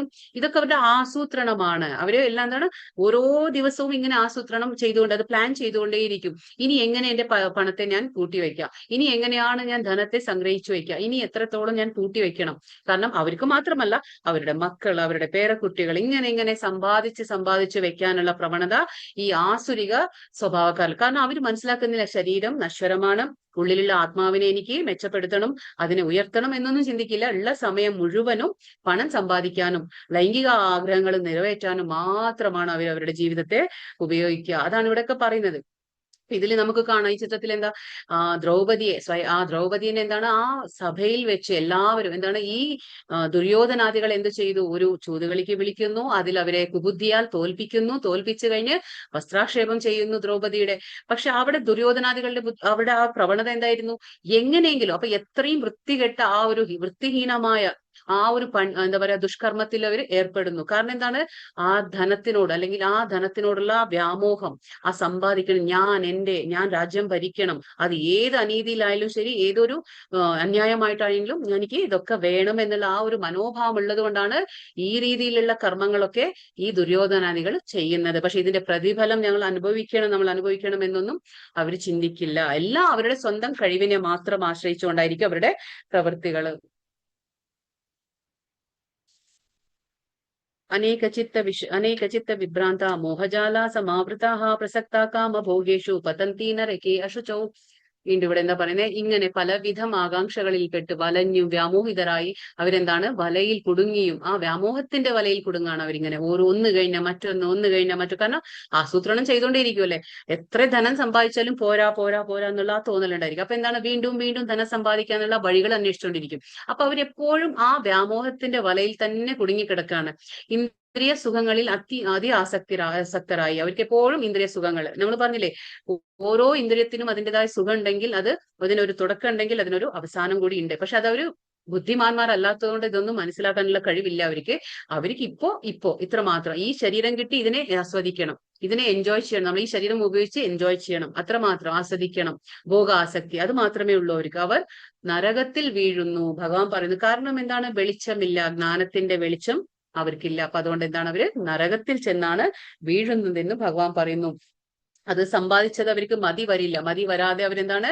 ഇതിന്റെ പിന്നിൽ ഭഗവാൻ ഉണ്ടെന്നോ അതൊന്നും അവർക്ക് ആവശ്യമില്ല. അവർക്ക് എന്താണ്? കുറച്ച് നല്ല കുലത്തിൽ നമ്മളിപ്പോ ജനിക്കുന്നതാവട്ടെ, നല്ല സമ്പാദ്യം നമുക്ക്, അതായത് നമുക്കൊരു സമ്പത്ത് ഉണ്ടെങ്കിലും നല്ല കുലത്തിൽ ജനിക്കുന്നതും, സൗന്ദര്യം, സമ്പത്ത്, വിദ്യാഭ്യാസം, ഇതൊക്കെ എങ്ങനെയാണ് നമുക്ക് കിട്ടുന്നത്? ഈ ജന്മത്തിൽ ഇതൊക്കെ നമുക്ക് കിട്ടിയിട്ടുണ്ടെങ്കിൽ അത് കഴിഞ്ഞ ജന്മത്തിൽ നമ്മൾ സൽക്കർമ്മം ചെയ്തതിന്റെ ഫലമാണ്. പക്ഷെ അവരെന്താ വിചാരിക്കുക? ഇതൊക്കെ എനിക്ക് ആകസ്മികമായിട്ട് വന്നു ചേർന്നതാണ്, അല്ലെങ്കിൽ എന്റെ കഴിവിൽ ഞാൻ സമ്പാദിച്ചെടുത്തതാണ്, ഇതൊക്കെ എന്റെ കഴിവിൽ നിന്ന് വന്നതാണെന്ന് ചിന്തിക്കുള്ളൂ. ഇതിന്റെ പിന്നിൽ ഭഗവാന്റെ കൈകളുണ്ടെന്നോ അതിന്റെ ഒരു മുൻജന്മ സുഹൃതമാണോ ഒന്നും ചിന്തിക്കില്ല. ഇനി അടുത്ത ജന്മമുണ്ട്, നമുക്ക് നരകലോകങ്ങളുണ്ട്, പുനർജന്മമുണ്ട്. ഇപ്പൊ നമ്മൾ ഈ ഈഹലോകത്തിൽ നമ്മൾ ഇരുന്നുകൊണ്ട് എന്തെങ്കിലുമൊക്കെ പ്രവർത്തിക്കുമ്പോൾ നമ്മുടെ ആ കർമ്മത്തിന് ഫലങ്ങൾ ഉണ്ടാകും, നമ്മൾ വീണ്ടും ജനിക്കേണ്ടതായ ആവശ്യം വരുന്നു. അതൊന്നും അവർ വിശ്വസിക്കില്ല. പുനർജന്മത്തിലാവട്ടെ, ഇനി കർമ്മത്തിന് ഫലങ്ങളുണ്ട്, നമ്മൾ വീണ്ടും അതിനൊരു ജന്മം എടുക്കേണ്ട ആവശ്യം വരുന്നു, ഇതൊന്നും തന്നെ അവര് ചിന്തിക്കില്ല. അവര് വരും ഇങ്ങനെ ആ വ്യാമോഹത്തിന്റെ വലയിൽ കുടുങ്ങിക്കിടക്കുകയാണ്. അവര് നരകത്തിലേക്കാണ് പോകുന്നതെന്ന് ഭഗവാൻ പറയാണ്. 17 ഇവിടെ എന്താ പറയുന്നേ? ആത്മസംഭവിത ശബ്ദ ധനമാനമദാൻവിതാഹ യജന്തേ നാമ യജ്ഞൈസ്തേ ദംഭേന അവിജിപൂർവകം. നിഷേധികളാണ് ഇവരൊക്കെ. എന്താണ്? ആസുരിക സ്വഭാവമുള്ളവര് നിഷേധികളാണ്. അപ്പൊ നിഷേധികളും സ്വയം സംതൃപ്തരുമായി സമ്പത്ത്, ദുരഭിമാനം ഇവയാൽ അവരും വ്യാമോഹിതരായി അഹങ്കാരത്തോടെ അവർ ചിലപ്പോൾ വൈദിക വിധികളൊക്കെ അനുസരിക്കാതെ തന്നെ എന്താ ചെയ്യുക? പേരിന് ചില യജ്ഞങ്ങളൊക്കെ അനുഷ്ഠിക്കാറുണ്ട്. അതായത് ഇങ്ങനെയുള്ള ആൾക്കാർക്ക് എന്താണ്? ഒരുപാട് സമ്പത്ത് ഉണ്ടാവും, ദുരഭിമാനം ഉണ്ടായിരിക്കും. ഞാൻ സമ്പാദിച്ചു, എന്റെ കഴിവിന്, അവനവന്റെ കഴിവിനെ മാത്രമേ അവർ വിശ്വസിക്കുള്ളൂ. അപ്പൊ ഇതിന്റെ പിന്നിൽ ഭഗവാന്റെ കൈകൾ അവർ കാണുന്നില്ല. അപ്പൊ അവരെന്താ ചെയ്യുന്നത്? അഹങ്കാരം ഉണ്ടായിരിക്കും. അവർക്ക് എന്താണ്? ഒരുപാട് അഹങ്കാരം ഉണ്ടായിരിക്കും. അവർ ചിലപ്പോൾ എന്താണ്? വൈദിക വിധികളൊന്നും, അപ്പൊ വൈദിക വിധികൾ എന്ന് പറയുമ്പോൾ നമ്മുടെ ധർമ്മഗ്രന്ഥങ്ങൾ, നമ്മുടെ ധർമ്മശാസ്ത്രങ്ങൾ എന്താ പറയുന്നത്, ഏത് വിധി, ഏത് യജ്ഞം എങ്ങനെ ചെയ്യണം എന്നൊക്കെ പറഞ്ഞിട്ടുണ്ട്. പക്ഷെ അതൊന്നും തന്നെ അവർ അനുസരിക്കില്ല. അതൊന്നും അനുസരിക്കാതെ അവരെന്താ ചെയ്യുന്നത്? അവർക്ക് തോന്നുന്നത് പോലെ പേരിന് ചില യജ്ഞങ്ങളൊക്കെ അനുഷ്ഠിക്കും. എന്താണ്? അവരുടെ ചിന്താഗതി അതാണ്. സമ്പത്തുണ്ട്, മറ്റുള്ളവർക്ക് കാണിക്കാൻ വേണ്ടിയിട്ട്, ഞാൻ ഇതൊക്കെ ചെയ്യാൻ കഴിവുണ്ട് എനിക്ക് എന്നുള്ള കാണിക്കാൻ വേണ്ടിയിട്ടോ അവർ പേരിന് ചില യജ്ഞങ്ങളൊക്കെ ചെയ്യും. അവരുടെ വിചാരം ഇതൊക്കെ ചെയ്താൽ എല്ലാം കിട്ടുമെന്നോ നേടാൻ പറ്റും എന്നുള്ള ആ ധാരണ. ഈ ചിത്രത്തിൽ എന്താണ് നമ്മൾ ആരെ കാണുന്നത്? ഭസ്മാസുര. ഈ ഭസ്മാസുരൻ ആരാണ്? ഒരു അസുരനാണ്. ഈ അസുരൻ എന്താ ചെയ്തേ? ഭഗവാൻ, അതായത് എന്താ പറയാ, നമ്മുടെ ശിവനെ പ്രീതിപ്പെടുത്താൻ വേണ്ടിയിട്ട് യജ്ഞം ചെയ്യാണ്, യജ്ഞങ്ങൾ അനുഷ്ഠിക്കുകയാണ്. ആ യജ്ഞം അനുഷ്ഠിക്കുമ്പോൾ എന്താ ചെയ്യുന്നത്? ശിവനെ പ്രീതിപ്പെടുത്താൻ വേണ്ടി, ശിവനെ നമ്മൾ അശുതോഷ എന്ന് പറയും. എന്താണ്? ശിവനെ അശുതോഷ, അതായത് ശിവൻ ക്ഷിപ്രപ്രസാദിയാണ്, പെട്ടെന്നാണ് വരം കൊടുക്കുന്നത് ശിവൻ. അതുകൊണ്ടാണ് ശിവനെ ധ്യാനിക്കുകയാണ്. ശിവനെ ധ്യാനിക്കുന്ന സമയത്ത് യജ്ഞം ചെയ്യാണ്. അപ്പൊ എന്താ ചെയ്യുന്നത്? ശരീരത്തിന്റെ ഓരോ ഭാഗങ്ങളും മുറിച്ച് യജ്ഞത്തിലേക്ക് ഇടാണ്. അങ്ങനെ യജ്ഞത്തിലേക്ക് ഇട്ട് അവസാനം എന്താണ്? ആ കഴുത്ത് തന്നെ വെട്ടി മാറ്റാനാണ് പോകുന്നത്. ആ സമയത്തേക്ക് അവിടെ ശിവൻ പ്രത്യക്ഷപ്പെട്ടു. എന്നിട്ട് ശിവൻ ചോദിച്ചു, ഞാൻ പറഞ്ഞു, ഞാൻ പ്രീതനായി കഴിഞ്ഞു, എന്താണ് വരം വേണ്ടത് ചോദിച്ചോളൂ. അപ്പൊ ഭസ്മാസുരൻ എന്താ ചോദിച്ചേ? ഞാൻ ആരുടെ ശിരസിൽ, ഞാൻ ആരുടെ തലയിൽ കൈവയ്ക്കോ അവര് ഭസ്മമായി തീരണം എന്ന് പറഞ്ഞു. അപ്പോ തഥാസ്തു എന്ന് പറഞ്ഞു ശിവൻ. പക്ഷെ ഈ ഭസ്മാസുരൻ എന്തായാലും അസുരനാണല്ലോ, അപ്പോ അവരുടെ ആ ബുദ്ധി അത്രയേ ഉള്ളൂ. അതായത് വരം കിട്ടി, ആ വരം നേടിയെടുത്ത് എന്താ ചെയ്തേ? ആ വരം പരീക്ഷിക്കാൻ ആരെ പോയത്? പരീക്ഷിക്കാൻ വേണ്ടിയിട്ട് ശിവനെ തന്നെ ഉപയോഗിച്ചു. ശിവന്റെ ശിരസിൽ കൈവയ്ക്കാനാണ് ഈ അസുരൻ ശ്രമിക്കുന്നത്. അപ്പൊ ശിവൻ അവിടുന്ന് ഓടി രക്ഷപ്പെടാണ്. അവസാനം അവിടെ ആരാണ്? വിഷ്ണു മോഹിനി രൂപത്തിൽ അവിടെ വരികയാണ്. വിഷ്ണു മോഹിനി രൂപം എടുത്ത് അവിടെ വരുമ്പോ എന്താണ്? ആ മോഹിനി, ഈ അസുരന്മാർക്ക് ഒരു വീക്ക്നെസ്, ഒരു ദൗർബല്യം എന്ന് പറഞ്ഞാൽ നല്ല സ്ത്രീകളെ കാണുമ്പോൾ അവര് ആകർഷിക്കപ്പെടും, ഈ അസുരന്മാര്. അപ്പൊ എന്താണ്? ആ ഒരു മോഹിനി രൂപത്തിലുള്ള ആ വിഷ്ണുവിന്റെ പുറകെ പോവാണ് ആര്? ഈ ഭസ്മാസുരൻ. അപ്പൊ എന്താണ്? അപ്പൊ മറന്നു, ഞാൻ എന്താണ് വരം ചോദിച്ചത് ശിവന്റെ അടുത്ത് എന്നുള്ളത് മറന്നു. അവസാനം മോഹിനി എന്താണ്? നൃത്തം ആടാൻ പറയാണ്. മോഹിനി എങ്ങനെ ആടുന്നുണ്ടോ അതുപോലെ ആടാൻ പറയാണ് ഈ അസുരനോട്. അപ്പോ മോഹിനി നൃത്തം ആടുമ്പോ അതുപോലെ അനുകരിച്ചുകൊണ്ട് ചെയ്യാണ് ആര്? ഭസ്മാസുരൻ. അവസാനം മോഹിനി എന്ത് ചെയ്തു? കൈയെടുത്ത് ശിരസിൽ വെച്ചു. ആര്? മോഹിനി. പക്ഷെ അതേപോലെ ഭസ്മാസുരൻ എന്ത് ചെയ്തു? ആ വരം ചോദിച്ചത് മറന്നുപോയി. അസുരബുദ്ധിയാണ്, ചോദിക്കാനേ അറിയുള്ളൂ, അതെങ്ങനെ ഉപയോഗിക്കണം എന്നറിയില്ല. അവസാനം എന്ത് ചെയ്തു? അപ്പൊ സ്വയം കൈയെടുത്ത് ശിരസി വെച്ചു, ഭസ്മമായി തീർന്നു. അപ്പൊ ഇവരുടെ യജ്ഞ അനുഷ്ഠാനങ്ങളൊക്കെ ഇങ്ങനെയാണ്. അവരെന്തൊക്കെയോ യജ്ഞം ചെയ്യും, എന്തൊക്കെയോ വരം ചോദിക്കും, അതിൽ നിന്ന് അവർക്ക് പോലും ഉപയോഗമില്ല, മറ്റുള്ളവർക്കും ഒരു ഉപയോഗമില്ല. ഇങ്ങനെയുള്ള വരങ്ങളാണ്, സ്വന്തം നാശത്തെ വരുത്തി, അത് മാത്രമാണ് അവർ ചെയ്തത്. അപ്പൊ ഇങ്ങനെയാണ് ഓരോ അസുരന്മാരുടെ ലക്ഷണങ്ങൾ. അതാണ് ഇവിടെ പറയുന്നത്. അഹങ്കാരം ബലം ദർപ്പം കാമം ക്രോധം ച സംശ്രിതാഹ മമാത്മാ പരദേഹേഷു പ്രദ്വിഷന്തോ അഭ്യസൂയകാഹ. അവിടെ എന്താ പറയുന്നത്? അസുരന്മാര് മിഥ്യ അഹങ്കാരം, നമുക്കറിയാം മിഥ്യാഹങ്കാരം എന്ന് പറഞ്ഞാൽ അവർക്ക് ശരീരത്തിന്റെ ബോധം മാത്രമേ ഉണ്ടായിരിക്കുള്ളൂ, ഉള്ളിലുള്ള ജീവസത്തെ അവര് തിരിച്ചറിയുന്നില്ല. ബലം, അവർക്ക് ആ ഒരു ദൈഹികമായിട്ടുള്ള ആ ഒരു ശക്തി ഉണ്ടായിരിക്കും, ഗർവം ഉണ്ടായിരിക്കും, അഹങ്കാരം ഉണ്ടായിരിക്കും, കാമം, ക്രോധം, ഇതൊക്കെ അവരുടെ ലക്ഷണങ്ങളാണ്. അപ്പൊ ഇവയിൽ സംഭ്രാന്തരായി അവരെന്താണ്? തങ്ങളുടെയും അന്യരുടെയും ശരീരങ്ങളിൽ കുടികൊള്ളുന്ന പരമദിവ്യോത്തമ പുരുഷനോട് ഈശാലുകളായി തീർന്ന് ശരിയായ ധർമ്മത്തെ പഴിക്കുന്നു. അപ്പൊ എന്താ ഇവിടെ പറയുന്നത്? അതായത് ഇവർക്ക് ശാരീരിക തലത്തിൽ മാത്രമേ ഇവർ ചിന്തിക്കുള്ളൂ. ഇവർക്ക് എന്താണ്? കാമം, ക്രോധം, ഗർവം എന്നുള്ളത് ഇവരുടെ ലക്ഷണങ്ങളാണ്. അവർ മറ്റുള്ളവരെ ഉപദ്രവിക്കുമ്പോൾ അവർ ചിന്തിക്കുന്നില്ല. എന്താണ്? അസുരന്മാർ മറ്റുള്ളവരെ ഉപദ്രവിക്കുമ്പോൾ ചിന്തിക്കുന്നില്ല. സ്വന്തം ശരീരത്തിൽ ആര് കുടികൊള്ളുന്നു? പരമാത്മാഭാവത്തിൽ ഭഗവാൻ കുടികൊള്ളുന്നു. അതേപോലെ അന്യരുടെ ശരീരത്തിലും ഭഗവാൻ ഉണ്ട് പരമാത്മാ രൂപത്തിൽ എന്നൊന്നും ഇവർ ചിന്തിക്കില്ല. മറ്റുള്ളവരെ ഉപദ്രവിക്കാനും അവരായിട്ട് എന്താണ്? ഇവർക്ക് ഈർഷ്യ തോന്നും. ഈർഷ്യ എന്ന് പറഞ്ഞാൽ അസൂയാലുകളാവാണ് ഇവര്. ആര്? അസുരന്മാര്. അവർക്ക് ശരിയായ ധർമ്മത്തെ അവർ പഴിക്കുന്നു. ശരിയായ ധർമ്മത്തിന്റെ ബോധം അവർക്ക് ഉണ്ടായിരിക്കില്ല. ഇതിലെന്താണ്? ഇവിടെ മോഹിനി, നമ്മൾ പറഞ്ഞപ്പോ വിഷ്ണു മോഹിനി രൂപം എടുത്തു. അപ്പൊ ഇവിടെ ഒരു അസുരൻ എന്താണ്? ഈ അസുരന്മാരുടെ ബുദ്ധി അങ്ങനെയാണല്ലോ. അപ്പൊ അവർക്ക് ഈ ദേവന്മാർക്ക് ഈ പാലാഴി മഥനം സംഭവിച്ചപ്പോൾ അമൃതം കിട്ടി. ആ അമൃതം കിട്ടിയപ്പോൾ അപ്പൊ എന്താണ്? മോഹിനി, വിഷ്ണു രൂപത്തിലുള്ള മോഹിനി പറയാണ്, ഞാൻ എല്ലാവർക്കും ഞാൻ തരാം, ഞാൻ വിളമ്പി തരാം അമൃതം എന്ന് പറഞ്ഞ് ദേവന്മാരെ ഒരു ലൈനിലും അസുരന്മാരെ ഒരു ലൈനിലും ഇരുത്താണ്. അങ്ങനെ ഇരുത്തിയപ്പോ എന്താണ്? ഒരു അസുരൻ അതില് എന്താ പറയാ, സ്വരഭാനു എന്നുള്ള ഒരു അസുരൻ ഉണ്ടായിരുന്നു. ഈ സ്വരഭാനു എന്നുള്ള അസുരൻ എന്താണ്? കുറച്ച് സംശയം തോന്നി. ഈ ദേവന്മാർക്ക് മാത്രം വിളമ്പി അവസാനം നമുക്ക് കിട്ടില്ല എന്നുള്ള ഒരു തോന്നൽ തോന്നിയപ്പോ ആ സ്വരഭാനു എന്നുള്ള അസുരൻ എന്ത് ചെയ്തു? ദേവന്റെ വേഷം അണിഞ്ഞുകൊണ്ട് വസ്ത്രം ധരിച്ച് ഈ ദേവന്മാരുടെ ലൈനിൽ വന്ന് ഇരിക്കുകയാണ് ചെയ്യുന്നത് സ്വരഭാനു. പക്ഷേ അവിടെ ഈ മോഹിനി രൂപത്തിലുള്ള വിഷ്ണു എല്ലാവർക്കും അമൃതം കൊടുക്കുമ്പോൾ സൂര്യനും ചന്ദ്രനും ഉണ്ടായിരുന്നു. ആ സൂര്യനും ചന്ദ്രനും മനസ്സിലാവാണ് ഇതൊരു അസുരനാണെന്ന്. അപ്പൊ അതൊരു മോഹിനിയെ സൂചിപ്പിക്കും. ഇതായത് ഇവിടെ നമ്മുടെ ലൈനിൽ ഇരിക്കുന്നത് അസുരനാണ്. പക്ഷെ അപ്പോഴേക്കും ഈ അസുരൻ എന്ത് ചെയ്തു? ആ അമൃതത്തെ കുടിക്കുകയാണ് ചെയ്യുന്നത്. അപ്പോഴേക്കും എന്താണ്? മോഹിനി രൂപത്തിലുള്ള വിഷ്ണു ചക്രം കൊണ്ട് എന്താണ്? അസുരന്റെ ശിരസ് വേറെയാക്കാണ്. ആ ശിരസ് വേറെയാക്കുമ്പോൾ എന്താണ് സംഭവിക്കുക? അപ്പോഴത്തേക്കും ആ അമൃതം കഴുത്തു വരെ എത്തിയിട്ടുണ്ടാവും. ആരുടെ? ഈ അസുരന്റെ എന്താ പറയാ, സ്വരഭാനു എന്നുള്ള അസുരന്റെ കഴുത്തു വരെ അമൃതം എത്തിയോണ്ട് എന്താണ്? ആ അസുരന്റെ തല വേറെ ആയെങ്കിലും കൂടിയിട്ട് അത് രാഹു ആയി മാറി, മറ്റത് ശരീരം എന്താണ്? കേതു ആയി മാറി. അപ്പൊ അങ്ങനെയാണ് രാഹു കേതു ആകുന്നത്. ഇത് രണ്ടുപേരും ഇവര് അസുരന്മാരാണ്. അപ്പൊ അവര് എന്താണ്? കുബുദ്ധിയാണ്. അതായത് അവർക്ക് ആ കുബുദ്ധിയിലൂടെ എന്തും നേടാനുള്ള ഒരു പരിശ്രമം അവര് നടത്തും. അതാണ് ഉണ്ടായത്. അപ്പൊ അതുകൊണ്ട് എന്താണ്? അവർക്ക് ആ ഒരു ജീവൻ അവർക്ക് നശിപ്പിക്കാൻ പറ്റില്ല. അതായത് അവർ അമൃതം സേവിച്ചുകൊണ്ട് രാഹു കേതു ആയിട്ട് മാറാണ് ഇവര് രണ്ടുപേരും. താനേഹം വിശത ക്രൂരാൻ സംസാരേഷു നരാധമൻ ക്ഷിപാമ്യം അജസ്രം അശുഭ നാസുരീഷ്വേവ യോനിഷു ഈശാലുകളായിട്ടും. അതായത് ഇവര് എന്താണ്? ഈ അസുരന്മാർ ഈശാലു, അതായത് അസൂയാലുവായിട്ട്, ദുർബുദ്ധികളായിട്ട്, ഇവർക്ക് ദുർബുദ്ധി ഉണ്ടായിരിക്കും, അസൂയാലുവായിട്ടിരിക്കും. ഇവരെന്താണ്? ഈ മനുഷ്യാധമന്മാരെ നമ്മൾ പറഞ്ഞു 4 രീതിയിലുള്ള ആൾക്കാർ ഭഗവാന്റെ അടുത്തേക്ക് വരുന്നില്ല. അത് മൂഢന്മാരും നരാധമന്മാരും. അപ്പൊ ഇവരെന്താണ്? മനുഷ്യ അധമന്മാരാണ്. നരാധമൻ എന്ന് പറഞ്ഞാൽ മനുഷ്യന്മാരിൽ അധമനായിട്ടുള്ള ആൾക്കാർ. അപ്പൊ ഭൗതിക ജീവിത സാഗരത്തിലെ ആസുര യോനികളിൽ തന്നെ ഞാൻ വീണ്ടും വീണ്ടും ജനിപ്പിക്കുന്നു. അപ്പൊ ഇവിടെ ഭഗവാൻ പറയാണ്, അതായത് ഞാൻ അവരെ വീണ്ടും വീണ്ടും എവിടെ ജനിപ്പിക്കുന്നു? ആസുര യോനികളിൽ തന്നെ ജനിപ്പിക്കുന്നത്. അപ്പൊ ഇതിൽ നിന്ന് നമുക്ക് മനസ്സിലാക്കാൻ പറ്റും, അതായത് നമ്മൾ എന്തെങ്കിലുമൊക്കെ ചെയ്തിട്ടുണ്ടെങ്കിലും നമുക്ക് നമ്മുടെ ആ ഒരു എന്താ പറയാ നെക്സ്റ്റ് ജന്മം, അതായത് അടുത്ത ജന്മത്തെ നമുക്ക് തീരുമാനിക്കാൻ പറ്റില്ല. അതാരാണ് തീരുമാനിക്കുന്നത്?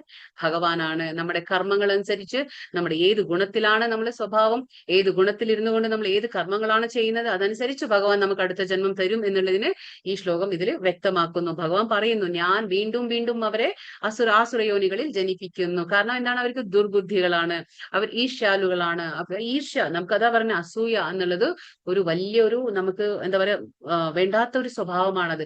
മനുഷ്യ അധമന്മാരിൽ നമ്മൾ പെടും. അതാണ് അസൂയ പാടില്ല. മറ്റുള്ളവരെ കാണുമ്പോൾ നമുക്ക് യാതൊരു രീതിയിലും അസൂയ ഉണ്ടാകാൻ പാടില്ല. അതുകൊണ്ടാണല്ലോ ഭഗവാൻ അർജുനനെ തെരഞ്ഞെടുത്തത്. ഭഗവാൻ പറഞ്ഞില്ലേ, നീ അസൂയാലു അല്ല, അതുകൊണ്ടാണ് നിനക്ക് ഭഗവാന്റെ കാര്യങ്ങളൊക്കെ പറയണം എന്ന് പറഞ്ഞു കൊടുക്കണമെങ്കിൽ നമുക്ക് ആ വ്യക്തിക്ക് ഒരു ക്വാളിറ്റി ഉണ്ടായിരിക്കണം. അസൂയാലു ആവാൻ പാടില്ല. ഭഗവാന്റെ കാര്യങ്ങൾ കേട്ടാലും ഭഗവാനോട് ഒരു അസൂയ തോന്നുകയാണെങ്കിൽ അവരെന്താണ്? അസുരന്മാരാണ്. അതാണ് ഭഗവാൻ പറയുന്നത്, അസുര ഗുണമാണ് ഈർഷ്യ എന്നുള്ളത്. അങ്ങനെയുള്ളവരെ ഭഗവാൻ വീണ്ടും വീണ്ടും ആ യോനിയിൽ തന്നെ ജനിപ്പിക്കുകയാണ്. ഇപ്പൊ ഇവിടെ ചിത്രത്തിൽ ആരാ കാണുന്ന? 4 കുമാരന്മാരെ കാണുന്നുണ്ട്. ഇവരാരാണ്? ബ്രഹ്മാവിന്റെ മാനസപുത്രന്മാർ എന്ന് പറയും. ഇവരെ സനക സനാതന സനന്ദന സനത് കുമാര എന്ന് പറയും. സനക സനാതന സനന്ദന സനത് കുമാര, ബ്രഹ്മാവിന്റെ 4 മാനസപുത്രന്മാരാണ്. ഇവര് നമ്മൾ പറഞ്ഞില്ലേ 14 ലോകങ്ങൾ, ബ്രഹ്മലോകം കഴിഞ്ഞ ഏതാണ്? തപോലോകം. അപ്പൊ തപോലോകത്തിലെ നിവാസികളാണ് ഇവര്. അവിടെയാണ് വസിക്കുന്നത് ഈ 4 കുമാരന്മാർ. അപ്പൊ കുമാരന്മാരെന്ന് പറഞ്ഞത് എന്തുകൊണ്ടെന്ന് വെച്ചാൽ ഇവര് ബാല്യാവസ്ഥയിലാണ്, ഇവര് കുമാരാവസ്ഥയിലാണ്. ഇവരെന്താണെന്ന് വെച്ചാൽ ഇവർ വളരില്ല, അവരുടെ ശരീരം വളരില്ല. അവര് പക്ഷെ ഒരുപാട് ജ്ഞാനികളാണ്, നിത്യ ബ്രഹ്മചാരികളാണ്, ഒരു മഹാജ്ഞാനികളാണ് ഇവര്. പക്ഷെ തപോ ലോകത്തിൽ നിന്ന് ഇവർക്ക് ആഗ്രഹം തോന്നാണ് വൈകുണ്ഠത്തിലേക്ക് എത്തി ഭഗവാനെ വിഷ്ണുവിന്റെ ദർശനം എടുക്കണമെന്ന് ആഗ്രഹം തോന്നാണ്. അവരവിടെ വരികയാണ്. 6 കവാടങ്ങൾ കഴിഞ്ഞു 7ാമത്തെ കവാടത്തിൽ എത്തുമ്പോൾ അവിടെ ആരാണ്? ജയ വിജയ ഉണ്ട്. ഭഗവാന്റെ ദ്വാരപാലകരാണ്, വിഷ്ണുവിന്റെ ദ്വാരപാലകരാണ് ജയ വിജയ. അപ്പൊ ഈ 4 കുഞ്ഞുങ്ങളുടെ രൂപത്തിലാണ് ഇവര്. വളരില്ല, ഇവര് ബാലന്മാരെ പോലെ തന്നെ ഇവര്. കാരണം എന്താണെന്ന് വെച്ചാൽ ബ്രഹ്മാവ് ഇവരോട് പറഞ്ഞു, ഒരുപാട് ജ്ഞാനമുണ്ട് ഇവർക്ക്. ഇവരോട് പറഞ്ഞു പ്രോജിനി, അതായത് അഭിവൃദ്ധിയിലേക്ക് ഇവരെ ഏൽപ്പിക്കുമ്പോൾ ഇവരെന്ത് പറയുന്നു? ഞങ്ങൾക്ക് അതൊന്നും വേണ്ട, ഈ ഭൗതികമായിട്ടുള്ള ആസക്തി ഞങ്ങൾക്കില്ല, ഞങ്ങൾക്ക് ആ ഭൗതികമായിട്ടുള്ള ഒരു കാര്യത്തിലും ഞങ്ങൾക്ക് താല്പര്യം ഇല്ല എന്നൊക്കെ ഇവര് പറയാണ്. അപ്പൊ ആ ഒരു അങ്ങനെ ആ ഒരു സംഭവം ഇവർ പറയുമ്പോൾ അപ്പൊ ബ്രഹ്മാവ് അവരെ അതേ രീതിയിൽ വിടാണ്. അപ്പൊ അങ്ങനെ ഇവർ എന്താണ്? ഇവർ ശരീരത്തിൽ ഇവർ വളർച്ച ഉണ്ടായിരിക്കില്ല, പക്ഷെ ഇവർക്ക് ഒരുപാട് ജ്ഞാനം ഉണ്ടായിരിക്കും, ഇവർ ജ്ഞാനികളാണ്. അപ്പൊ അവിടെ എത്തുമ്പോ ഈ ജയ വിജയ് ഇവരെ കാണുമ്പോൾ അവർക്ക് എന്താ തോന്നുന്നത്? ഈ കുഞ്ഞുങ്ങളുടെ രൂപത്തിലുള്ള അവര് എന്താണ്? നേക്കേഡ് ആയിട്ടാണ് അവർ, അതായത് വിവസ്ത്രമാണ് അവര് തുണിയൊന്നും ഇടാത്ത കുട്ടികളാണ്. അപ്പൊ അവരെ കണ്ട് ഇവര് അപഹസിക്കുകയാണ് ചെയ്യുന്നത്. ആര്? ജയ വിജയ് അവരെ അപഹസിച്ചിട്ട് അവർക്കുള്ള ജ്ഞാനത്തെ ഇവര് മനസ്സിലാക്കാതെ അവരെ അപഹസിക്കുകയാണ് ചെയ്യുന്നത്. എന്നിട്ട് ഉള്ളിലേക്ക് കടത്തിവിടുന്നില്ല, അവിടെ വിഷ്ണുവിനെ കാണാൻ ഇവര് കടത്തിവിടുന്നില്ല. അപ്പൊ എന്താണ്? ഈ മഹാജ്ഞാനികളായ ഈ ബാലന്മാർക്ക് അവർക്ക് അസന്തുഷ്ടി, അതായത് അസന്തുഷ്ടി തോന്നാണ്. അതായത് ഇവര് വൈകുണ്ഠത്തിലെ ക്വാളിറ്റി എന്ന് പറയുമ്പോൾ എന്താണ് ഉണ്ടാവേണ്ടത്, പക്ഷെ അവിടെ ഇവർക്ക് എങ്ങനെയാണ് ഈ സ്വഭാവം വന്നത്, ഇങ്ങനെ ഒരു ദുർബുദ്ധി ഇവർക്ക് എങ്ങനെ വന്നു എന്നൊക്കെ അവർ ചിന്തിക്കുകയാണ്. അപ്പൊ അവിടെ വേണ്ടാത്ത ഒരു സ്വഭാവമാണല്ലോ ഇവർക്കുള്ളത് എന്നും പറഞ്ഞ് അവരെ ശപിക്കുകയാണ്. നിങ്ങൾ ഭൂലോകത്തിൽ, അതായത് ഭൗതിക ലോകത്തിൽ നിങ്ങൾ ജനിക്കും എന്ന് ഇവരെ ശപിച്ചു വിടാണ്. അങ്ങനെ ആ ശപിക്കുന്ന നേരം കൊണ്ട് അവിടെ ആര് വരും? അവിടെ വിഷ്ണു ഓടി വരും. വിഷ്ണു വന്നിട്ട് ഇവിടെ ഈ 4 കുമാരന്മാരെ ആദരവൊക്കെ നൽകി അവർ പറയും. അപ്പൊ ഭഗവാൻ സ്വയം, കാരണം ഭഗവാന്റെ അസിസ്റ്റൻസ് ആണ് ഇവര്, സഹചരനാണ്. അപ്പൊ ഭഗവാൻ തന്നെ മാപ്പ് ചോദിക്കുകയാണ്. അപ്പോ ഈ 2 പേർക്കും അബദ്ധം പറ്റിപ്പോയി, തെറ്റുപറ്റിയതിന്റെ അറിവാവുന്നു. അവര് ഭഗവാനോട് മാപ്പ് ചോദിക്കുകയാണ്. എന്നിട്ട് ഭഗവാൻ പറയാണ്, കൊടുത്ത ശാപത്തെ തിരിച്ചെടുക്കാൻ പറ്റില്ല. പക്ഷെ ഭഗവാൻ ഒരു ഓപ്ഷൻ കൊടുക്കാണ്. അതായത് 3 ജന്മത്തിലെ എന്റെ കടുത്ത ശത്രുവായിട്ട് നിങ്ങൾക്ക് ഭൂമിയിൽ പിറക്കണം, അല്ല എന്നുണ്ടെങ്കിൽ 7 ജന്മം കൊണ്ട് എന്റെ പരിശുദ്ധ ഭക്തന്മാരായിട്ട് എന്റെ അടുത്തേക്ക് വരാം. ഈ 2 ഓപ്ഷൻ കൊടുക്കാണ്. അപ്പോ ഈ ജയ വിജയ പറയാണ്, ഞങ്ങൾക്ക് ഭഗവാനെ വിട്ട് ഇത്രയും കാലമൊന്നും പിരിഞ്ഞിരിക്കാൻ വയ്യ, അപ്പൊ അതുകൊണ്ട് 3 ജന്മം മതി.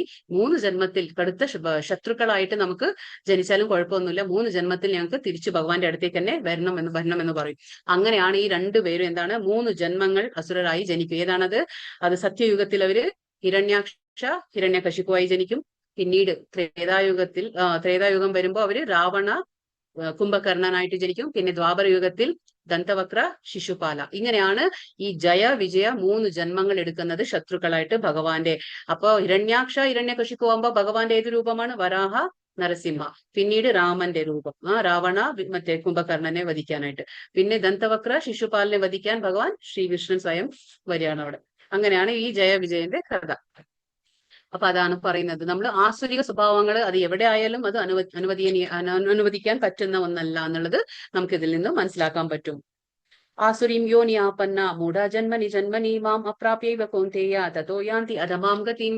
ഹേ കുന്തിപുത്ര, ആസുരി ജീവഗണങ്ങളിൽ അനേകം തവണ ജന്മമെടുത്ത ശേഷം എന്താണ് ഇത്തരക്കാർ ഒരിക്കലും എന്റെ അടുത്തേക്ക് വരില്ല. അപ്പൊ നമുക്ക് മനസ്സിലാക്കാൻ പറ്റും ഭഗവാൻ എന്താ പറയുന്നത്, ഒരിക്കലും ഭഗവാനെ പ്രാപിക്കാൻ പറ്റില്ല എന്ന് പറഞ്ഞു. അപ്പൊ നമുക്കത് വളരെ ഒരു സങ്കടം തോന്നുന്ന കാര്യമല്ലേ. ഭഗവാൻ കരുണാമയിയാണ്, ഭഗവാന് ഒരുപാട് കരുണയുണ്ട്. പക്ഷെ എങ്കിലും നമ്മൾ ഈ ആസുരിക സ്വഭാവം തന്നെയാണ് നമ്മൾ കാണിക്കുന്നത്. കാരണം ഭഗവാൻ എല്ലാവർക്കും ഒരേപോലെയാണ് ഒരു സാഹചര്യങ്ങൾ കൊടുത്തിട്ടുള്ളത്. പക്ഷെ എങ്കിലും നമുക്ക് ആ ഒരു അല്പ സ്വാതന്ത്ര്യം നമ്മളത് ഉപയോഗിച്ച് നമ്മൾ ദുർബുദ്ധിയാണ് നമ്മൾ വളർത്തിയെടുക്കുന്നതെങ്കിൽ നമുക്ക് ഭഗവാനും ഉണ്ട്, എല്ലാം ഉണ്ട്. ഇവിടെ 3 ഗുണങ്ങളുണ്ട്, എല്ലാവർക്കും സ്വാതന്ത്ര്യമുണ്ട്, എല്ലാം ഉണ്ട്. പക്ഷെ എങ്കിലും നമ്മൾ ഇത് മാത്രം മതി, നമുക്ക് ആസുര സ്വഭാവം മതി, നമ്മൾ ശാരീരിക തലത്തിലെ ചിന്തിക്കുമെങ്കിൽ തീർച്ചയായിട്ടും നമുക്ക് ആ സ്വഭാവങ്ങളുണ്ടാവും. അപ്പൊ ഭഗവാൻ എന്ത് ചെയ്യും, നമ്മളെ വീണ്ടും വീണ്ടും ഭഗവാൻ പറയുന്നു അവരൊരിക്കലും എന്നെ പ്രാപിക്കാൻ പോകുന്നില്ല. ക്രമേണ അധികം അവര് നീചങ്ങളായ തലങ്ങളിലേക്കാണ് താഴ്ത്തപ്പെടുന്നത്. ആര്? ഈ ആസുര സ്വഭാവം ആരാണോ വളർത്തിയെടുക്കുന്നത് ഭഗവാൻ അവരെ ഒരിക്കലും കരുണ കാണിക്കില്ല. കാരണം അല്പ സ്വാതന്ത്ര്യം എല്ലാവർക്കും ഭഗവാന്റെ അംശമായതുകൊണ്ടുണ്ട്.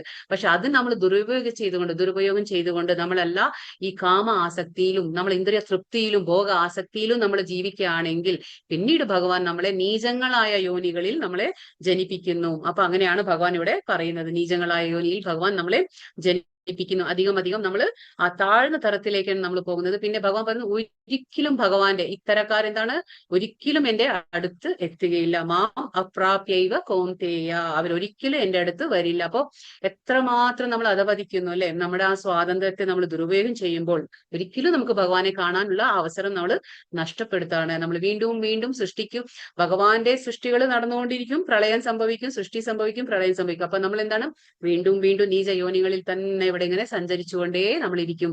ഭഗവാന്റെ ധാമത്തിലേക്ക് നമുക്ക് എത്താനുള്ള അവകാശം, ആ ഒരു അവസരം നമ്മൾ നഷ്ടപ്പെടുത്താണ് നമ്മൾ ചെയ്യുന്നത്. അതാണ് ഭഗവാൻ ഇവിടെ പറയുന്നത്. ഇവിടെ നരകത്തിന്റെ 3 വാതിൽ പറയണം. നരകത്തിന് 3 വാതിലുകളുണ്ട്. ഏതാണ് ആ വാതിലുകൾ? അതാണ് പറയുന്നത്. ത്രിവിധം നരകസ്യേദം ദ്വാരം നാശനമാത്മനഃ കാമക്രോധസ്തഥാ ലോഭസ്തസ്മാദേതത്രയം ത്യജേത്. ഭഗവാൻ പറയുന്നു നരകത്തിന് കവാടങ്ങൾ 3 ഉണ്ട്. അപ്പം നമ്മളിപ്പോ നരകത്തിലേക്ക് രാജവീഥി ഒരുക്കുകയാണെങ്കിൽ നമുക്ക് 3 നരകങ്ങൾക്ക് വാതിലുണ്ട്. ഏതാണത്? കാമം, ക്രോധം, ലോഭം. ഈ 3 നരകത്തിന്റെ വാതിലുകൾ. അപ്പൊ ബുദ്ധിയുള്ള എല്ലാവരും ഇവയെ ഉപേക്ഷിക്കണം. കാരണം അവ ആത്മാവിന്റെ അധപതനത്തിലേക്ക് വഴി തെളിയിക്കും. അപ്പൊ നമുക്കത് മനസ്സിലാക്കണം. നരകത്തിലേക്കുള്ള വാതിലാണ് ഇവിടെ പറയുന്നത്. ആസുര ജീവിതത്തിന്റെ ആരംഭം എങ്ങനെയാണ്? കാമത്തിൽ നിന്നാണ് തുടങ്ങുന്നത്. നമുക്ക് തന്നെ മനസ്സിലാക്കാം നമ്മൾ ആസുര ഗുണമാണോ നമ്മളിൽ ഉള്ളതെന്ന് നമുക്ക് മനസ്സിലാക്കാം. എവിടെയാണ് നമുക്ക് അതായത് എന്താ പറയാ നമുക്ക് ഒരുപാട് അളവറ്റ കാമ തൃഷ്ണം, അതായത് തൃഷ്ണ എന്ന് പറഞ്ഞാൽ ആഗ്രഹം, അതുണ്ടെങ്കിൽ നമ്മൾ മനസ്സിലാക്കാം നമുക്ക് എന്താണ് നമ്മൾ ആസുരിക ഗുണത്തിലാണ് പോകുന്നത്. കാരണം എന്താന്ന് വെച്ചാല് നമുക്ക് ആ കാമം ഉണ്ടെങ്കിൽ ഇന്നല്ലെങ്കിൽ നാളെ അത് നമുക്ക് ക്രോധമായി തീരും. കാമ, ക്രോധ, ലോഭ. അതുകൊണ്ടാണ് കാമം എന്ന് പറഞ്ഞ ആഗ്രഹം. അപ്പൊ ആഗ്രഹം നടന്നു കഴിഞ്ഞാൽ നമുക്ക് എന്താ ഉണ്ടാവാ? നമ്മുടെ ജീവിതത്തിൽ ഇപ്പൊ ഒരു ആഗ്രഹമുണ്ട്, ആഗ്രഹം നടന്നു കഴിഞ്ഞു. അപ്പൊ എന്താണ് നമുക്ക് ലോഭം, എന്താണ് വീണ്ടും അത്യാഗ്രഹം. കാമം എന്തായി മാറും? ലോഭമായി മാറും, അത് അത്യാഗ്രഹമായി മാറും. അപ്പൊ കാമം നടന്നില്ലെങ്കിലോ? അപ്പൊ എന്താ സംഭവിക്കുക? ക്രോധമായി മാറി. കാമം നടന്നാൽ ലോഭമാവും, കാമം നടന്നില്ലെങ്കിൽ ക്രോധമാവും. അപ്പൊ എന്തെങ്കിലുമൊക്കെ ഒന്നാവും. അപ്പൊ ആദ്യത്തെ ശത്രു നമ്മുടെ എന്താണ്? കാമം. നമ്മൾ പറഞ്ഞില്ലേ ഇഹലോകത്തിലെ ശത്രു എന്താണ്? കാമം. കാമത്തിന്റെ ഇരിപ്പിടങ്ങൾ എന്താണ്? ഇന്ദ്രിയങ്ങള്, മനസ്സ്, ബുദ്ധി. ഇതാണ് ഇരിപ്പിടങ്ങൾ. അപ്പൊ ഇതൊക്കെ മനസ്സിലാക്കിക്കൊണ്ട് ഈ കാമത്തെ മുരടിപ്പിക്കൂ. ഭഗവാൻ പറഞ്ഞില്ലേ ഈ കാമത്തെ നശിപ്പിക്കൂ അർജുനോട് പറഞ്ഞില്ലേ നിന്റെ ഈ കാമത്തെ നശിപ്പിക്കണം, അല്ലെങ്കിൽ എന്താണത്? ക്രോധമായി മാറും, അല്ലെങ്കിൽ ലോഭമായി മാറും. അപ്പൊ ബുദ്ധിയുള്ള ഒരു വ്യക്തി എന്താ ചെയ്യുന്നത്? ഇതൊക്കെ ഉപേക്ഷിക്കും. പക്ഷെ നമുക്ക് ഈ ലോഭം, ക്രോധം ഒന്നും നോക്കണ്ട. ഫസ്റ്റ് നമുക്ക് എന്താണ്? കാമത്തെ ഇല്ലാണ്ടാക്കിയാൽ മതി. അപ്പൊ പിന്നെ സ്വാഭാവികമായും ക്രോധം, ലോഭമൊക്കെ നഷ്ടപ്പെടും. അപ്പൊ ഇത് ബുദ്ധിയുള്ള വ്യക്തി എന്താണ്? ഇതൊക്കെ ഉപേക്ഷിക്കും. കാരണം അവ ആത്മാവിന്റെ അധപതനത്തിലേക്കാണ് വഴിതെളിക്കുക. അപ്പൊ നമ്മൾ മനസ്സിലാക്കണം, ഒരിക്കലും നമുക്ക് കാമം ഉണ്ടെങ്കിൽ നമുക്ക് ഭഗവാനെ പ്രാപിക്കാൻ സാധിക്കില്ല. നമ്മുടെ അധപതനം തന്നെ അത് ഉണ്ടാവുക. അത് നമ്മൾ മനസ്സിലാക്കിയെടുക്കണം. അതാണ് ഇവിടെ ഭഗവാൻ പറയുന്നത്. एतैर्विमुक्ता कौन्तेय തമോദ്വാരൈസ്ത്രിഭിർനരഃ ആചരതി ആത്മനശ്രേയസ്തതോ യാതി പരാം ഗതിം. കുന്തിപുത്ര, ഈ 3 നരകദ്വാരങ്ങളിൽ നിന്ന് രക്ഷ പ്രാപിച്ചവൻ ആത്മസാക്ഷാത്കാരത്തിനുതകുന്ന കർമ്മങ്ങൾ ചെയ്ത് ക്രമേണ പരമപദത്തിൽ എത്താം. ഇപ്പൊ ഒരുപക്ഷെ നമുക്ക് കാമങ്ങളുണ്ട്, ഒരുപാട് ഇഷ്ടങ്ങളുണ്ട്, ഒരുപാട് മോഹമുണ്ട് അല്ലെ, നമുക്ക് അളവറ്റ തൃഷ്ണ ആധിക്യമുണ്ടെങ്കിലും പേടിക്കാനില്ല. പക്ഷെ നമ്മൾ എന്ത് ചെയ്യണം? ഇതൊക്കെ നമുക്ക് മനസ്സിലാക്കണം. ഇതൊക്കെ ജ്ഞാനത്തിലൂടെ നമുക്ക് മനസ്സിലാക്കാൻ പറ്റുള്ളൂ, അല്ലാതെ നമുക്ക് മനസ്സിലാക്കാൻ പറ്റില്ല. അപ്പൊ ഇതൊക്കെ നമുക്ക് ഉണ്ടെങ്കിലും നരകദ്വാരങ്ങളാണ്. അതായത് നമ്മൾ തന്നെ നമ്മുടെ നരകത്തിലേക്കുള്ള രാജവീതിയെ നമ്മൾ റെഡിയാക്കിക്കൊണ്ടിരിക്കുകയാണ്, ഒരുക്കാണ്. അതുകൊണ്ട് നമ്മൾ ഇത് രക്ഷ പ്രാപിക്കണമെങ്കിൽ, നമുക്ക് ഈ നരകം വേണ്ട, എനിക്ക് ഈ നരകത്തിലേക്ക് പോണ്ട എന്നുള്ള ആഗ്രഹം ഉണ്ടെങ്കിൽ, അപ്പൊ നമ്മൾ എന്താ ചെയ്യേണ്ടേ? നമ്മൾ വൈകാതെ തന്നെ ആത്മസാക്ഷാത്കാരത്തിന് ഉതകുന്ന, അതിനെന്താണോ സഹായിക്കുക, എന്റെ ആത്മസാക്ഷാത്കാരം നേടാൻ എന്നെ എന്താണ് സഹായിക്കുക, ആ വഴി നമ്മൾ സ്വീകരിക്കണം, ആ മാർഗം നമ്മൾ സ്വീകരിക്കണം. കർമ്മം ചെയ്ത് അതിനെന്താണ് വേണ്ടത്? കർമ്മം ചെയ്യണം. ആത്മസാക്ഷാത്കാരം എന്ന് പറഞ്ഞാൽ മിണ്ടാതിരിക്കലല്ല, ഭഗവാന്റെ പുസ്തകം വായിച്ചുകൊണ്ട് മാത്രമല്ല, ഭഗവാന്റെ കാര്യങ്ങളിൽ നമ്മൾ ഏർപ്പെടണം. അതാണ് ഭക്തിയുത സേവനം അനുഷ്ഠിക്കണം. ഭക്തിയുത സേവനത്തിൽ ഏർപ്പെടുമ്പോ എന്താണ്? നമ്മുടെ മനസ്സും ബുദ്ധിയും ഒക്കെ, അന്ധകരണം എല്ലാം ശുദ്ധീകരിക്കപ്പെടും. അങ്ങനെ ആകുമ്പോ എന്താണ്? ക്രമേണ, ഒറ്റ ദിവസം കൊണ്ട് നടക്കില്ല, പക്ഷെ ക്രമേണ ഭഗവാൻ ഉറപ്പ് തരുന്നു, പരമപദത്തിൽ എത്താൻ പറ്റുമെന്ന് ഭഗവാൻ പറഞ്ഞു തരുന്നു ഇവിടെ. മനുഷ്യൻ കാമം, ക്രോധം, ലോഭം എന്നീ 3 ശത്രുക്കളെ പറ്റി എപ്പോഴും കരുതലോടെ ഇരിക്കണം. നമുക്ക് എപ്പോഴും മനസ്സിലാക്കണം, നമ്മുടെ നരകത്തിലേക്കുള്ള 3 ദ്വാരങ്ങൾ അല്ലെങ്കിൽ വാതിലുകൾ, കവാടങ്ങൾ, എന്ത് വേണമെങ്കിലും പറയാം. ഇതൊക്കെ എന്താണ്? കാമ, ക്രോധ, ലോഭം. ഇത് നമ്മുടെ അരിഷഡ്വർഗങ്ങൾ നമ്മൾ പറഞ്ഞില്ലേ, അരിഷഡ്വർഗങ്ങൾ 6 ശത്രുക്കളാണ് നമ്മുടെ ഉള്ളിൽ തന്നെ. നമുക്ക് പുറമേയുള്ള ശത്രുക്കളെ തോൽപ്പിക്കാൻ പറ്റും, പക്ഷെ ഉള്ളിലുള്ള ഈ 6 ശത്രുക്കളെ തോൽപ്പിക്കാൻ വളരെ ബുദ്ധിമുട്ടാണ്. ഏതാണത്? കാമ, ക്രോധ, ലോഭ, മോഹ, മതമാത്സര്യ. ആ 3 എന്താണ്? ഇതിൽ നിന്ന് ഉത്ഭവിക്കുന്നതാണ്, കാമ, ക്രോധ, ലോഭത്തിൽ. അപ്പൊ അതുകൊണ്ട് ഈ 3 കൺട്രോൾ ആയാൽ തന്നെ 6 അരിഷഡ്വർഗങ്ങളെ നമുക്ക് തോൽപ്പിക്കാൻ പറ്റും. അപ്പൊ അതുകൊണ്ടാണ് ഭഗവാൻ പറയുന്നത്, കാമ, ക്രോധ, ലോഭം എന്നീ 3 ശത്രുക്കളെ പറ്റി നമ്മൾ എപ്പോഴും കരുതലോടെ ഇരിക്കണം. അത് എപ്പോഴാണ് നമ്മളെ അറ്റാക്ക് ചെയ്യാന്ന് നമുക്കറിയില്ല. അപ്പൊ എപ്പോഴും നമ്മൾ തയ്യാറായിരിക്കണം. അപ്പൊ എങ്ങനെയാണ് കരുതലോടെ ഇരിക്കുക? എങ്ങനെയാണ് നമ്മൾ തയ്യാറാവുക ഇതിനോട് ഇപ്പൊ നമ്മളിങ്ങനെ ഫൈറ്റ് ചെയ്യണമെങ്കിൽ നമ്മൾ എന്താ ചെയ്യേണ്ടത്? നമ്മൾ ചെയ്യേണ്ടത് എന്താണ്? നമുക്ക് ആ ഒരു വെപ്പൺ വേണം. എന്താണ്? ഡിറ്റാച്ച്മെന്റ് എന്നുള്ള ആ വെപ്പൺ ഉണ്ടായിരിക്കണം നമുക്ക്. അതേപോലെ നമുക്ക് ഭഗവാന്റെ ഭക്തി എന്നുള്ള ആയുധം ഉണ്ടായിരിക്കണം. നമുക്ക് ഭഗവാന്റെ ഭക്തിയുടെ സേവനം അനുഷ്ഠിക്കുമ്പോൾ ഇവര് നമ്മളെ ശല്യം ചെയ്യില്ല, നമ്മളെ ഉപദ്രവിക്കില്ല. ഇവര് കാമക്രോധ ലോഭം എന്നുള്ള ഈ ശത്രുക്കള് നമ്മളെ ഉപദ്രവിക്കില്ല. നമ്മൾ ഭക്തിയുടെ സേവനം അനുഷ്ഠിക്കണം. ഒരാൾ എന്താ പറയുന്നത്, കാമക്രോധ ലോഭങ്ങളിൽ നിന്ന് എത്ര ഒഴിഞ്ഞു നിൽക്കുന്നുവോ അത്രത്തോളം അയാളുടെ ജീവിതം പരിശുദ്ധമായി തീരും. അപ്പൊ ഇതിൽ നിന്ന് നമുക്ക് മനസ്സിലാക്കാം, ഒരാളുടെ ജീവിതം പരിശുദ്ധമാക്കണമെങ്കിൽ നമ്മൾ ഇതിൽ നിന്ന് ഒഴിഞ്ഞു നിൽക്കണം, വിട്ടു നിൽക്കണം. അപ്പൊ വിട്ടു നിൽക്കണം, ഒറ്റ ദിവസം കൊണ്ട് നടക്കില്ല. പക്ഷെ നമ്മൾ ഇതിനെക്കുറിച്ച് ചിന്തിക്കേണ്ട, നമ്മൾ ഭക്തി സേവനം അനുഷ്ഠിച്ചുകൊണ്ട് പോയാൽ മാത്രം മതി. ഇത് തനിയെ നമ്മളിൽ നിന്ന് വിട്ടുപോകും. പിന്നെ ദൈവിക എന്താ പറയുക, സാഹിത്യങ്ങളിൽ പറയുന്ന നിയമനിബന്ധനകളെ അയാൾക്ക് അനുസരിക്കാൻ കഴിയും. ഇതൊക്കെ നമ്മൾ ഭക്തിയുടെ സേവനം അനുഷ്ഠിച്ചു കഴിഞ്ഞാൽ എന്താണ്? ജ്ഞാനം വരികയാണ്, നമുക്ക് ജ്ഞാനം മനസ്സിലാവാണ് ഇങ്ങനെയാണ് കാര്യങ്ങളൊക്കെ എന്ന്. അപ്പൊ കാര്യത്തിന്റെ ആ ഗൗരവം നമുക്ക് മനസ്സിലാവുമ്പോൾ നമ്മൾ എന്ത് ചെയ്യും? നമ്മൾ ഭക്തിയുടെ സേവനത്തിൽ ഏർപ്പെടുന്നു. അപ്പൊ എന്താണ്? വേദ സാഹിത്യങ്ങളൊക്കെ നമ്മൾ അതിലെന്താണോ പറഞ്ഞിട്ടുള്ളത്, ഈ ധർമ്മഗ്രന്ഥങ്ങൾ, ഗ്രന്ഥങ്ങളിൽ എന്താണോ ഭഗവാൻ ആഗ്രഹിക്കുന്നത് നമ്മളെ കൊണ്ട് ചെയ്യാൻ, അതൊക്കെ നമുക്ക് മനസ്സിലാക്കിയെടുക്കാം. ഒരു ജീവിതത്തിൽ ഒരു ഗുരു ഉണ്ടെങ്കിൽ നമുക്ക് അവരെല്ലാം പറഞ്ഞു തരും, ഇന്ന പോലെ ജീവിക്കണം, ഇന്നത് നമ്മൾ ഉപേക്ഷിക്കണം, ഇന്നത് ചെയ്യാൻ പാടില്ല, ഇന്നത് ചെയ്യണമെന്നോ. ആ ഒരു വെളിച്ചത്തിൽ, ആധികാരിക ശാസ്ത്രങ്ങളുടെ വെളിച്ചത്തിൽ നമ്മൾ ഒരു ജീവിതം നയിക്കുമ്പോൾ എന്താണ്? നമ്മൾ ആ നിയമ നിബന്ധനകൾ, ഗ്രന്ഥങ്ങളിൽ തന്നിട്ടുള്ള ആ നിയമങ്ങൾ, എന്ത് ചെയ്യണം, അതാണ് പ്രവൃത്തി നിവൃത്തി എന്ന് പറഞ്ഞത്. പ്രവൃത്തി എന്ന് പറഞ്ഞ എന്താണ്? എന്ത് ചെയ്യണം അത് പ്രവൃത്തിയാണ്, എന്ത് ചെയ്യാൻ പാടില്ല അത് നിവൃത്തി. അപ്പൊ പ്രവൃത്തി നിവൃത്തി എന്താണെന്ന് നമ്മൾ അറിഞ്ഞിരിക്കണം. അതാണ് ഇവിടെ പറയുന്നത്, പ്രവൃത്തി നിവൃത്തി നമ്മൾ അറിഞ്ഞിരിക്കണം. അത് രണ്ടും നമുക്ക് മനസ്സിലാക്കണം. അത് ഗ്രന്ഥങ്ങളിലൂടെ നമുക്ക് മനസ്സിലാക്കാൻ പറ്റുള്ളൂ. അതൊക്കെ വായിച്ച് ഒരു ഗുരുവിന്റെ ആശ്രയത്തിൽ നമ്മൾ ഇരിക്കുമ്പോൾ ഇതൊക്കെ നമുക്ക് ചെയ്യാൻ പറ്റും, അങ്ങനെ ചെയ്യാൻ കഴിയും. അപ്പൊ മനുഷ്യ ജീവിത നിയന്ത്രണത്തിനുള്ള ഈ പ്രമാണങ്ങളെ സ്വീകരിച്ചുകൊണ്ട് ക്രമേണ ആധ്യാത്മിക ഉന്നതിയിലേക്ക് ഉയരാൻ പറ്റും. അപ്പൊ ആധ്യാത്മിക ഉന്നതിയിലേക്ക് നമ്മൾ ഉയരണമെങ്കിൽ എന്ത് ചെയ്യണം? നമ്മൾ ആദ്യം മനസ്സിലാക്കണം, നമ്മൾ ഈ ഗ്രന്ഥങ്ങളിലൂടെ, ഗുരുവിലൂടെ നമ്മൾ ഇതൊക്കെ മനസ്സിലാക്കണം കാര്യങ്ങൾ. എന്നിട്ട് നമ്മുടെ ജീവിതത്തെ ചിട്ടപ്പെടുത്തണം. നമ്മൾ എങ്ങനെയാണ് ആ ജീവിതത്തെ, 24 മണിക്കൂർ എല്ലാവർക്കും ഉള്ളൂ. പക്ഷെ ഭക്തന്മാർ എന്താ ചെയ്യുക? ഭക്തന്മാർ എന്താണ്? ഗുരു എന്താണോ പറഞ്ഞു തന്നിട്ടുള്ളത് ആ വഴിയിലൂടെ സഞ്ചരിക്കും. ആ വഴിയിലൂടെയാണ് സഞ്ചരിക്കും. ഇപ്പൊ നമ്മൾ കാട്ടില് ഇരുട്ടിൽ ഇങ്ങനെ സഞ്ചരിക്കുമ്പോ നമുക്ക് എന്താണ്? ഒന്നും കാണില്ല. പക്ഷെ അവിടെ ഒരു വെളിച്ചമായിട്ട് ഒരാൾ വരുമ്പോ എന്താണ്? നമുക്ക് വഴി കാണണം അല്ലെ, നമുക്ക് എത്ര ക്ലിയർ ആണ് വഴി. അപ്പൊ അതേപോലെ നമ്മുടെ ഈ ഭൗതിക പ്രപഞ്ചം എന്നാകുന്ന ആ കാട്ടില് നമുക്ക് ആ വെളിച്ചം നൽകുന്നതാരാണ്? ആ ഇരുട്ടിൽ വെളിച്ചം നൽകുന്നതാരാണ്? ഗുരുവാണ്. ആ ഗുരു ആ ടോർച്ച് ലൈറ്റ് എന്ന് പറയും, he's A bearer of torch light. അപ്പൊ അങ്ങനെ ആ ഒരു വെളിച്ചം, ആ ഒരു ജീവിതത്തിൽ ജ്ഞാനമാകുന്ന വെളിച്ചം കാണിച്ചു തരും നമ്മുടെ ഗുരു. അപ്പൊ എന്താണ് നമുക്ക് ആ വഴിയിൽ സഞ്ചരിക്കാൻ വളരെ എളുപ്പമാണ്.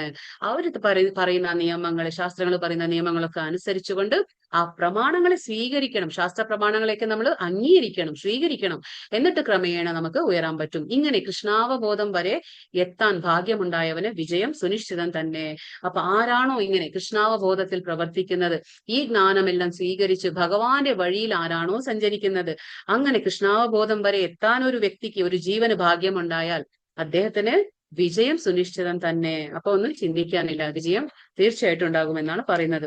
യശാസ്ത്രവിധി മുത്സൃജ്യ വർത്തത്തെ കാമകാരതഃ ന സ സിദ്ധിം അവാപ്നോതി ന സുഖം ന പരാം ഗതി. എന്താ പറയുന്നത് ഇവിടെ? ശാസ്ത്രവിഹിതങ്ങളായ സ്വചനങ്ങളെ കണക്കിലെടുക്കാതെ, ആരാണോ ശാസ്ത്രത്തിൽ എന്തൊക്കെ പറഞ്ഞിട്ടുണ്ട് അതൊക്കെ കണക്കിലെടുക്കാതെ, ഇവിടെ നമുക്ക് എന്താ ചിത്രത്തിൽ കാണുന്ന ഇലിസിറ്റ് സെക്സ്, ഇവിടെ എന്താ കാണുന്നത്? ഇലിസിറ്റ് സെക്സ് ഉണ്ട്, ഗാംബ്ലിംഗ് ഉണ്ട്, പിന്നെ മീറ്റ് ഈറ്റിംഗ് ഇൻടോക്സിക്കേഷൻ എന്ന് പറയുന്നുണ്ട്. അതായത് ചൂതുകളി, പിന്നെന്താണ് അവിഹിത ബന്ധം, പിന്നെന്താണ് നമ്മൾ ആ ഒരു മാംസഭക്ഷണം, പിന്നെ ഇൻടോക്സിക്കേഷൻ, ആ മദ്യപാനം. ഇതൊക്കെ എന്താണ്? ഇത് നാലും ധർമ്മത്തിന്റെ കാലിനെ നശിപ്പിക്കുന്ന 4 കാര്യങ്ങളാണ്.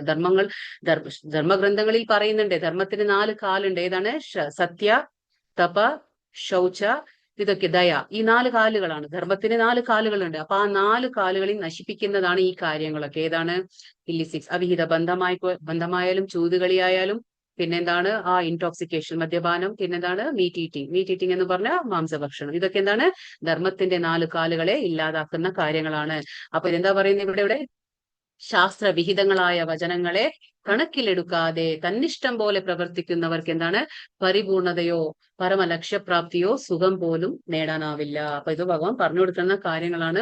ഇങ്ങനെയൊക്കെ ചെയ്ത എന്താണ്? നമുക്കൊന്നും തന്നെ കിട്ടില്ല. ഏതാണ്? ഇങ്ങനെയുള്ള കാര്യങ്ങളൊക്കെ നമ്മൾ ശാസ്ത്രങ്ങളെ അവഗണിക്കുക, ഇതൊക്കെ ചെയ്ത് അതിൽ പറഞ്ഞിട്ടുള്ള കാര്യങ്ങളെയൊന്നും നമ്മൾ കണക്കിലെടുക്കാതെ സ്വന്തം ഇഷ്ടം, ഞാൻ എന്റെ ഇഷ്ടത്തിലെ ജീവിക്കൂ എന്നുള്ള ആ ഒരു രീതിയിലാണ് നമ്മൾ ജീവിക്കുന്നതെങ്കിൽ തീർച്ചയായിട്ടും നമുക്ക് എന്താണ്? ഭഗവാന്റെ പ്രാപ്തി അത് ഒട്ടും കിട്ടില്ല. പക്ഷെ സുഖം പോലും നേടാനാവില്ല എന്നാണ് ഭഗവാൻ പറഞ്ഞു തരുന്നത്. ഇതെന്താന്ന് വെച്ചാൽ ഒരു ചിത്രം കാണിക്കുകയാണ്. അതായത് നമ്മളിപ്പോ ദേവാസുര വിഭാഗം, അത് ദേവാസുര കാര്യങ്ങളാണല്ലോ സംസാരിക്കുന്നത്. ദൈവികമായിട്ടുള്ളതും ആസുരികമായിട്ടുള്ള ഭാവങ്ങളെ കുറിച്ചാണ് പറയുന്നത്. അപ്പോ എന്താണ് ഇത്? സത്യയുഗത്തിൽ എങ്ങനെയാണ്? ദൈവികമായിട്ടുള്ള ഗുണങ്ങളും ആസുരികമായിട്ടുള്ള ഗുണങ്ങളുള്ള ആൾക്കാർ എന്താണ്? 2 വേറെ വേറെ ലോകങ്ങളിലായിരുന്നു ഉണ്ടായിരുന്നത്. പിന്നെ ത്രേതായുഗം വന്നപ്പോഴത്തേക്കും എന്തായി? ഒരേ ലോകമായി, 2 രാജ്യങ്ങൾ വേറെ വേറെ രാജ്യങ്ങളിലായി, രാമനും രാവണനും അങ്ങനെയായി. പിന്നെ എന്താണ്? കലിയുഗത്തിലല്ല, ദ്വാപരയുഗത്തിൽ വരുമ്പോ എന്തായി? അത് ഒരേ ലോകം, ഒരേ രാജ്യം, ഒരേ കുടുംബത്തിലായി അല്ലെ.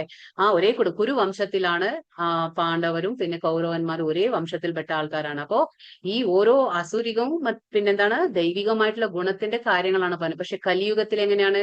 കലിയുഗത്തിൽ വേറെ വേറെ രാജ്യങ്ങളൊന്നും വേണ്ട, ഒരൊറ്റ മനുഷ്യന്റെ ഉള്ളിൽ തന്നെയാണ്.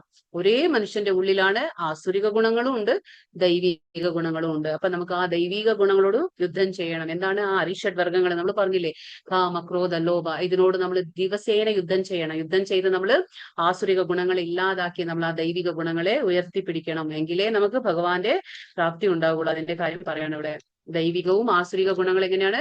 ഒരേ വ്യക്തിക്കുള്ളിലാണ്. ചിലപ്പോ ആസുരിക ഗുണങ്ങൾ പുറത്തേക്ക് വരും, ചിലപ്പോ ദൈവിക ഗുണങ്ങൾ പുറത്തുണ്ടായിരിക്കും. അപ്പോൾ അത് നമ്മൾ ക്രമേണ മനസ്സിലാക്കിക്കൊണ്ട് ആത്മാവിനെ ഉയർത്തിപ്പിടിക്കണം. അത് മാത്രമാണ് നമുക്ക് ചെയ്യേണ്ടത് കലിയുഗത്തിൽ. തസ്മാച്ചാസം പ്രമാണം തേ കാര്യകാര്യ വ്യവസ്ഥിതോ ജ്ഞാത്വാ ശാസ്ത്രവിധാനോക്തം കർമ്മ കർത്തും നിഹാർഹസി. എന്താ പറയുന്നത് ഇവിടെ? എന്ത് ചെയ്യാൻ പാടില്ല എന്ന ധർമ്മശാസ്ത്രങ്ങളുടെ അടിസ്ഥാനത്തിൽ ഒരാൾ മനസ്സിലാക്കണം. അതാണ് പറയുന്നത്. നമുക്ക് ധർമ്മശാസ്ത്രങ്ങൾ വളരെ ആവശ്യമാണ്. അതിൽ എന്താ പറയുന്നതെങ്കിൽ നമുക്ക് എങ്ങനെ മനസ്സിലാകും? അതാണ് ജീവിതത്തിൽ ഗുരുവിന്റെ ആവശ്യം. ജീവിതത്തിൽ ഗുരു ഇല്ലാതെ സ്വയം കൃഷ്ണ ഭഗവാൻ, രാമനായാലും കൃഷ്ണനായാലും അവരൊക്കെ വന്ന് കാണിച്ചത് എന്താണ്? ഗുരുവിനെ സ്വീകരിക്കണം. യദ്യദാചരതി ശ്രേഷ്ഠ.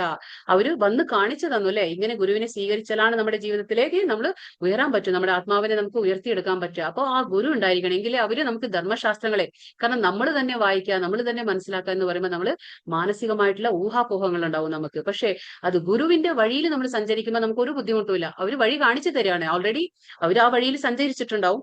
എന്നിട്ട് നമുക്ക് ആ വഴി കാണിച്ചു തരാം. നമ്മൾ പറഞ്ഞില്ലേ, 4-ാം അധ്യായത്തിലെ 34-ാം ശ്ലോകത്തിൽ എന്താ പറയുന്നത്? തദ്വിദ്ധി പ്രണിപാതേന. അത് പറയുന്നുണ്ട്. അതിൽ എന്താ പറയുന്നത്? നമ്മൾ ജ്ഞാനിനസ് തത്വദർശിനഃ, അവര് ജ്ഞാനികളാണ്, അവർ ആ തത്വം ദർശിച്ചവരാണ്. അവർ ആ തത്വം എന്ന് പറഞ്ഞ എന്താണ്? ഭഗവാൻ എന്താണ്?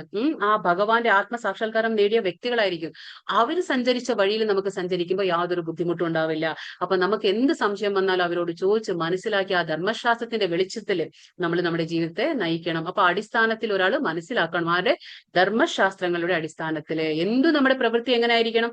അതാ നമ്മൾ പറഞ്ഞ, മനസ്സുകൊണ്ട് പ്രവർത്തിക്കുമ്പോൾ നമ്മൾക്ക് ഒരുപാട് തെറ്റുകൾ സംഭവിക്കും. പക്ഷെ നമ്മൾ ബുദ്ധി കൊണ്ട് പ്രവർത്തിക്കുമ്പോൾ നമ്മൾ എന്താണ്? ധർമ്മശാസ്ത്രങ്ങളുടെ അടിസ്ഥാനത്തിലാണ് നമ്മൾ പ്രവർത്തിക്കുന്നത്. അപ്പോ ശരി ഏതാ തെറ്റേതാ എല്ലാം നമുക്ക് നല്ല ബോധ്യം ഉണ്ടായിരിക്കും. അപ്പൊ നമുക്ക് നമ്മുടെ കയ്യിൽ തെറ്റ് സംഭവിക്കില്ല. കാരണം നമുക്ക് ചോദിക്കാനും പറയാൻ ആരുണ്ട്? നമ്മുടെ ജീവിതത്തിൽ ഗുരു ഉണ്ടാവും. അവരോട് നമ്മളെല്ലാം ഉത്തരവാദിത്തപ്പെട്ട ഒരാളുണ്ട് നമ്മുടെ ജീവിതത്തിൽ. അവർ നമ്മളെ നയിച്ചു കൊണ്ടുപോകും ആ വഴിക്ക്. അപ്പൊ നമുക്ക് നിഷ്പ്രയാസം ആ ഭക്തിയുടെ സേവനം അനുഷ്ഠിക്കാനും ഭഗവാനെ പ്രാപിക്കാനും ഒക്കെ നമുക്ക് എളുപ്പമായിരിക്കും.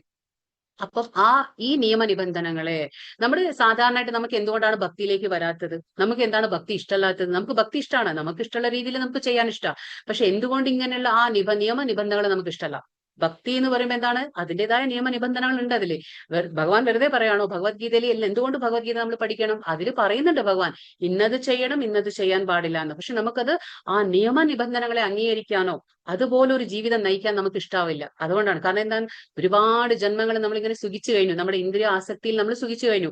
ഇപ്പൊ അത് പാടില്ല, ഇത് പാടില്ല എന്നൊക്കെ പറയുമ്പോൾ നമുക്കത് ബുദ്ധിമുട്ട് വരും. അപ്പൊ നമ്മുടെ മനസ്സ് ഇഷ്ടപ്പെടില്ല. അതുകൊണ്ടാണ് ഈ നിയമനിബന്ധനകൾ നമ്മൾ ഇഷ്ടപ്പെടാതിരിക്കുന്നത്. അതുകൊണ്ട് നമ്മൾ ശാസ്ത്രങ്ങളെ അംഗീകരിക്കില്ല, നമ്മൾ ഒരു ഗുരുവിനെ സ്വീകരിക്കില്ല നമ്മുടെ ജീവിതത്തിൽ. പക്ഷെ അതെന്താ ഭഗവാൻ പറയുന്നത്? സ്വീകരിക്കണം, ഗുരുവിനെ സ്വീകരിക്കണം. ധർമ്മശാസ്ത്രങ്ങളുടെ അടിസ്ഥാനത്തിൽ നമ്മൾ നമ്മുടെ ജീവിതത്തെ ചിട്ടപ്പെടുത്തണം, അത് മനസ്സിലാക്കണം. ആ നിയമനിബന്ധനകൾ നമ്മൾ പഠിച്ച് അറിഞ്ഞതിന് ശേഷം മാത്രം പ്രവർത്തിക്കണം. വെറുതെ തോന്നിയ പോലെ, വെറുതെ നമുക്ക് തോന്നി എന്റെ ഇഷ്ടം പോലെ ചെയ്യാൻ പാടില്ല. എന്താണോ ആ ശാസ്ത്രങ്ങൾ പറയുന്നത് അത് മനസ്സിലാക്കിക്കൊണ്ട് പഠിച്ചറിഞ്ഞ് നമ്മൾ ആ രീതിയിലുള്ള പ്രവർത്തനങ്ങൾ നമ്മുടെ ആയിരിക്കണം. അപ്പൊ എന്താണ്? തന്മൂലം ക്രമേണ ഉന്നതി പ്രാപിക്കുമെന്നാണ് ഭഗവാൻ പറയുന്നത്. ഭഗവത്ഗീതയിലൂടെ കൃഷ്ണനെ അറിയുകയും, അതാണ് പറയുന്നത്, ഭഗവത്ഗീതയിലൂടെ നമ്മൾ കൃഷ്ണനെ മനസ്സിലാക്കുക. അല്ലാതെ എങ്ങനെയാ മനസ്സിലാക്കാൻ പറ്റുക? എളുപ്പമല്ല. കൃഷ്ണൻ പറയുന്നുണ്ട് ഭക്തി കൊണ്ട് മാത്രമേ അവനെ മനസ്സിലാക്കാൻ പറ്റുള്ളൂ. ഭഗവത്ഗീതയിലൂടെ കൃഷ്ണനെ അറിയുകയും കൃഷ്ണാവബോധം ഉൾക്കൊള്ളുകയും ചെയ്ത് ഭക്തിയുത സേവനത്തിൽ മുഴുകുന്നവർ എന്താ പറയാ, വേദസംഹിതകൾക്ക് നൽകാവുന്നത്ര അത്യുത്കൃഷ്ട ജ്ഞാനം അത്രയും നേടിക്കഴിഞ്ഞു. ഇപ്പൊ നമ്മൾ 4 വേദങ്ങളുണ്ട്. എല്ലാ വേദങ്ങളും പഠിച്ച് നമുക്ക് അത്ര സമയമുണ്ടോ? ഇല്ല. പക്ഷെ അതൊന്നും ആവശ്യമില്ല. നമ്മൾ ഭഗവാൻ ശ്രീകൃഷ്ണന്റെ ഭക്തി ചെയ്യുമ്പോൾ ഭക്തിയുത സേവനമുണ്ട്. അവിടെ ഭക്തി എന്ന് പറയുമ്പോൾ എന്താണ്? സേവനമുണ്ട്. അപ്പൊ ഭക്തിയുത സേവനത്തിൽ മുഴുകിക്കഴിഞ്ഞാൽ നമുക്ക് എന്താണ്? എല്ലാ അത്യുത്കൃഷ്ടമായ ആ ജ്ഞാനം അത്രയും നമ്മൾ നേടിക്കഴിഞ്ഞു. നമ്മൾ എപ്പോഴാണ് ആ വഴിയിൽ സഞ്ചരിക്കുന്നത്, നമ്മൾ അത്രയും ഭഗവത്ഗീത മനസ്സിലാക്കിക്കൊണ്ട് നമ്മൾ ജീവിതം ചിട്ടപ്പെടുത്തുമ്പോൾ എന്താണ്? നമുക്ക് അത്രയും ജ്ഞാനം ലഭിച്ചു കഴിഞ്ഞു എന്നാണ് പറയുന്നത്. ശ്രീ ചൈതന്യ മഹാപ്രഭു ഈ പ്രക്രിയ അത്യന്തം വളരെ ലളിതമാക്കി തന്നിട്ടുണ്ട്. അതുകൊണ്ടാണ് ഭഗവാന് മനസ്സിലായി കലിയുഗത്തിലെ ആൾക്കാര് കലഹപ്രിയ, അതായത് കലിയുഗം എന്ന് പറഞ്ഞാൽ കലഹത്തിന്റെ യുഗമാണ്. ഇവിടെ ആയുസ് ഒരുപാടില്ല, നമുക്ക് അല്പ ആയുഷികളാണ്, മന്ദബുദ്ധികളാണ്, നമുക്കൊന്നും തന്നെ മനസ്സിലാക്കാൻ പറ്റില്ല. അതുകൊണ്ട് സ്വയം ഭഗവാൻ ഇറങ്ങി വരേണ്ടി വന്നു. എങ്ങനെ വന്നു? ചൈതന്യ മഹാപ്രഭു ായിട്ട് വന്നിട്ട് എന്താ തന്നെ നമുക്ക് വളരെ നമുക്ക് ഈ ഭക്തി പ്രോസസ്സ്, അതായത് ഭക്തിയുടെ ആ സേവനം എങ്ങനെയാണ് ചെയ്യേണ്ടത് അത് വളരെ ലളിതമാക്കി തന്നു, ഈസി ആക്കി തന്നു. എന്താണ്? ഒന്നും ചെയ്യേണ്ട. നമുക്ക് യജ്ഞം എങ്ങനെയാ ചെയ്യേണ്ടത്? ഹരേ കൃഷ്ണ കൃഷ്ണ കൃഷ്ണ ഹരേ ഹരേ, ഹരേ രാമ രാമ രാമ ഹരേ ഹരേ എന്ന മനോഹരമായിട്ടുള്ള നമുക്ക് എന്താ പറയാ, കലിയുഗത്തിന്റെ ധർമ്മമായ ആ യജ്ഞമായ ആ ഹരേ കൃഷ്ണ മഹാമന്ത്രം ജപിക്കുവാനും ഭഗവത് സേവനത്തിൽ ഭക്തിപൂർവ്വം ഏർപ്പെടാനും ഭഗവത് പ്രസാദം ഭക്ഷിക്കുവാനും അദ്ദേഹം ജനങ്ങളോട് ഉപദേശിച്ചു. എന്താണ്? ചൈതന്യ മഹാപ്രഭു 3 കാര്യങ്ങൾ ആവശ്യപ്പെട്ടു. എന്താണ് 3 കാര്യങ്ങൾ? ഫസ്റ്റ് എന്താണ്? ഹരേ കൃഷ്ണ മന്ത്രം ഉച്ചരിക്കാൻ. ഭഗവാന്റെ ഹരേ കൃഷ്ണ മന്ത്രം കലിയുഗ ധർമ്മമാണ്. കലിയുഗ ധർമ്മമായ ഹരേ കൃഷ്ണ മന്ത്രം ഉച്ചരിക്കാനും ഭഗവാന്റെ ഭക്തിയുത സേവനത്തിൽ ഏർപ്പെടാനും. ഭക്തിപൂർവം, അവിടെ വീണ്ടും പറയുന്നുണ്ട് ഭക്തിപൂർവം. ആരോ പറഞ്ഞു ഞാൻ ചെയ്താൽ എനിക്ക് എന്തെങ്കിലും ഗുണമുണ്ടാവും, അങ്ങനെയല്ല. ഭഗവാന്റെ സേവനം എങ്ങനെയാണ്? ഭക്തിപൂർവ്വം ഏർപ്പെടണം. അതാണ് പിന്നെ 3ാമത് എന്താണ്? ഭഗവത് പ്രസാദം, ഭഗവാന്റെ ആ പ്രസാദം സ്വീകരിക്കാൻ. 3 കാര്യങ്ങൾ: ഹരേ കൃഷ്ണ മന്ത്ര, ഭഗവാന്റെ പ്രസാദം, ഭക്തിയുത സേവനം. ഇതാണ് നമ്മളോട് ആവശ്യപ്പെട്ടിട്ടുള്ളത് ആര്? ചൈതന്യ മഹാപ്രഭു. ഈ ഭക്തി സാധനങ്ങളിൽ നേരിട്ട് ഏർപ്പെട്ടിരിക്കുന്ന ഒരാൾ എന്താണ്?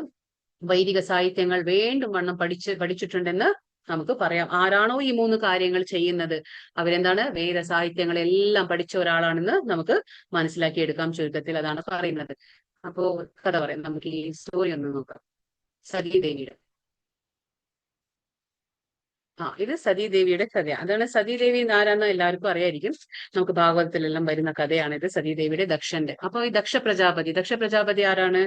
സതീദേവിയുടെ അച്ഛനാണ്. അപ്പോ ബ്രഹ്മാവിന്റെ പുത്രനാണ് ദക്ഷൻ.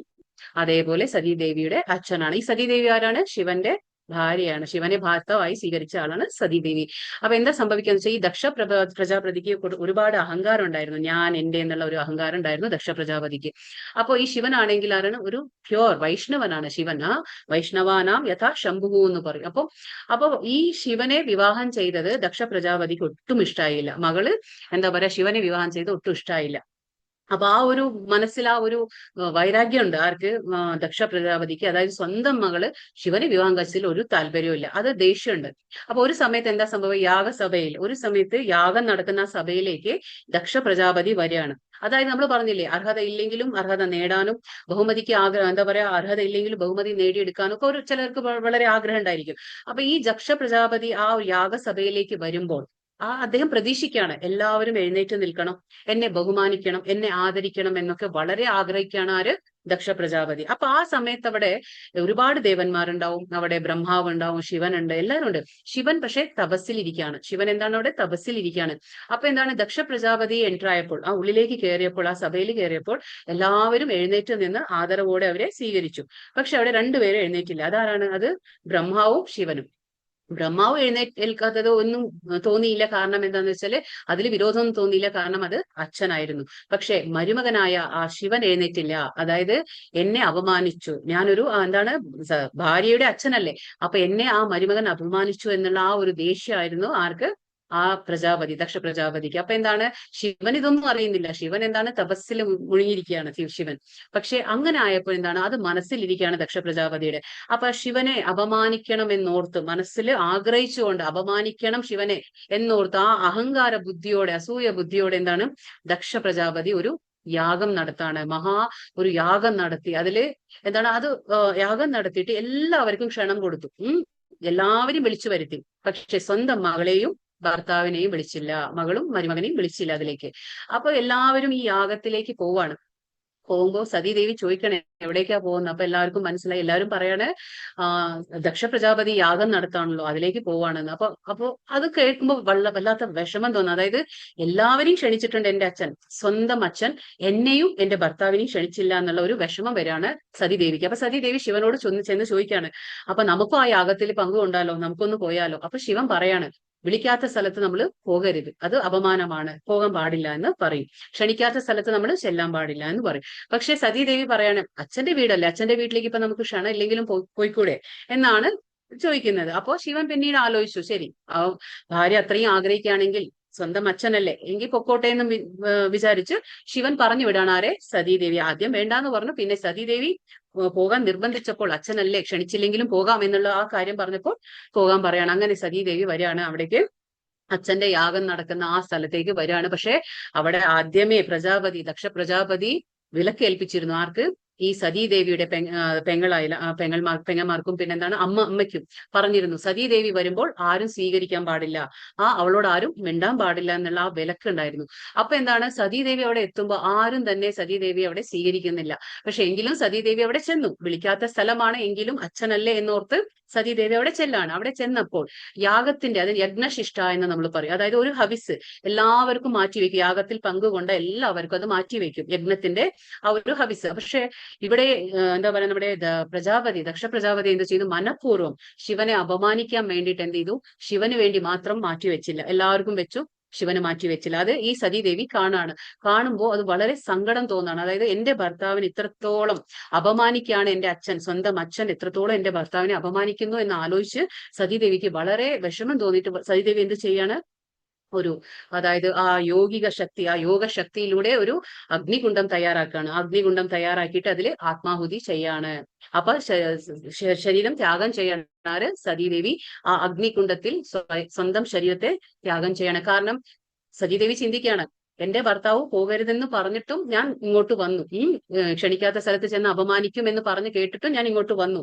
പക്ഷെ ഇവിടെ അപമാനമാണ് എന്റെ ഭർത്താവിന് സംഭവിച്ചത്. തിരിച്ചു ഞാൻ എന്റെ ഭർത്താവിനെ എങ്ങനെ കാണും? തിരിച്ചു ഞാൻ എന്റെ ഭർത്താവിന്റെ അടുത്തേക്ക് എങ്ങനെ പോകും എന്നുള്ള ആ രീതിയിൽ ആ അപമാനം സഹിക്കാൻ വയ്യാതെ ഒരു അഗ്നികുണ്ഡത്തിൽ ചെന്ന് ആ ശരീരം ത്യാഗം ചെയ്യാണ് ആര്? സതീദേവി.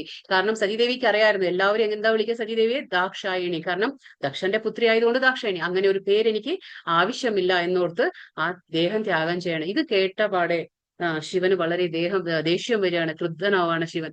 അപ്പൊ എന്താണ്? ജടയിൽ നിന്നൊരു വീരഭദ്രനെ സൃഷ്ടിക്കുകയാണ്. വീരഭദ്രനെ സൃഷ്ടിച്ച വീരഭദ്രനോട് ചെന്ന് ആ യജ്ഞത്തെ അലങ്കോലമാക്കാൻ പറയാണ്. അപ്പൊ അങ്ങനെ ആ വീരഭദ്രൻ വരികയാണ് എവിടേക്ക്? ദക്ഷ പ്രജാപതി നടത്തുന്ന ആ യജ്ഞത്തിലേക്ക് എത്തി അവിടെ വന്ന് എല്ലാം നശിപ്പിക്കുകയാണ്. അവിടെ ശിവഗണങ്ങളും എല്ലാം വരികയാണ്. അവിടെ വന്ന് ആ യജ്ഞത്തെ അലങ്കോലമാക്കുകയാണ്. അലങ്കോലമാക്കിയിട്ട് എന്താണ്? ആ ദക്ഷ പ്രജാപതിയുടെ ശിരസ് വേറെ ആക്കാണ്, തല വെട്ടി മാറ്റി. ആര്? വീരഭദ്രൻ. അവസാനം അത് കഴിഞ്ഞിട്ട് എന്താണ്? പിന്നെ ശിവൻ ശാന്തനാകുന്നില്ല, തണുക്കുന്നില്ല. അപ്പൊ പിന്നെ അവിടെ എല്ലാ ദേവന്മാരും ബ്രഹ്മാവും എല്ലാവരും ശിവനെ തണുപ്പിക്കുകയാണ്, ശിവനെ ശാന്തനാക്കുകയാണ് ചെയ്യുന്നത്. അങ്ങനെ ശിവൻ ശാന്തനായി കഴിയുമ്പോൾ ഈ ദക്ഷ പ്രജാപതിക്ക് ശിരസില്ലാത്ത ദേഹം കിടക്കാണ്. അപ്പോ അവസാനം ഭാര്യയുടെ അച്ഛനാണല്ലോ, അപ്പൊ ആ ഒരു കരുണ മൂലം ശിവൻ എന്താ ചെയ്യുന്നത്? ഒരു ആടിന്റെ തല വെച്ചു കൊടുക്കാണ്. ആർക്ക്?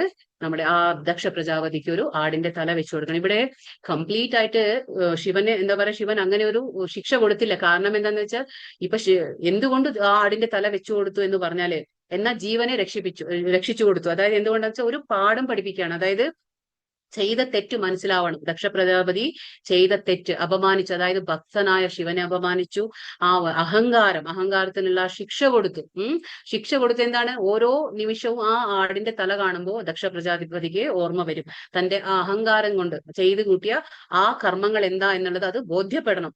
അതിനു വേണ്ടിയിട്ടാണ് ആടിന്റെ തല വെച്ചു കൊടുത്തത്. എന്നാൽ ആ ഒരു കരുണ മൂലം ജീവനെ തിരിച്ചു കൊടുക്കുകയും ചെയ്തു. ആര്? ശിവൻ. അപ്പൊ ഇതിൽ നിന്ന് നമുക്ക് മനസ്സിലാവാതാണ് നമ്മൾ എത്ര ആ അഹങ്കാരം നമുക്ക് ഒട്ടും പാടില്ല. കാരണം എന്താന്ന് വെച്ചാൽ നമ്മൾ ഭഗവാന്റെ ഭക്തന്മാരോട്, അല്ലെങ്കിൽ നമ്മൾ ആ ഭഗവാന്റെ ഭക്തന്മാരോടോ നമ്മൾ അഹങ്കാരത്തിലോ നമ്മൾ എന്തെങ്കിലുമൊക്കെ കർമ്മങ്ങൾ ചെയ്യുമ്പോൾ അത് നമ്മുടെ സ്വന്തം നാശത്തിലേക്കാണ് നമ്മൾ എത്തുന്നത് എന്ന് പറഞ്ഞ് മനസ്സിലാക്കി തരാനാണ് ഈ ഒരു കഥയും കൂടി. ഹരേ കൃഷ്ണ. वाञ्छाकल्पतरुभ्यश्च कृपा सिन्धुभ्येव च पतितानां पावनेभ्यो वैष्णवेभ्यो नमो नमः। अनंत कोटि वैष्णव वृंद की जय। श्रील प्रभुपाद की जय। श्रील गुरुदेव की जय। हरे कृष्ण कृष्ण कृष्ण हरे हरे, हरे राम राम राम हरे हरे। हरे कृष्ण। ഹരേ കൃഷ്ണ മാതാജി. हरे कृष्ण माता जी। हरे कृष्ण। कृष्ण ओके।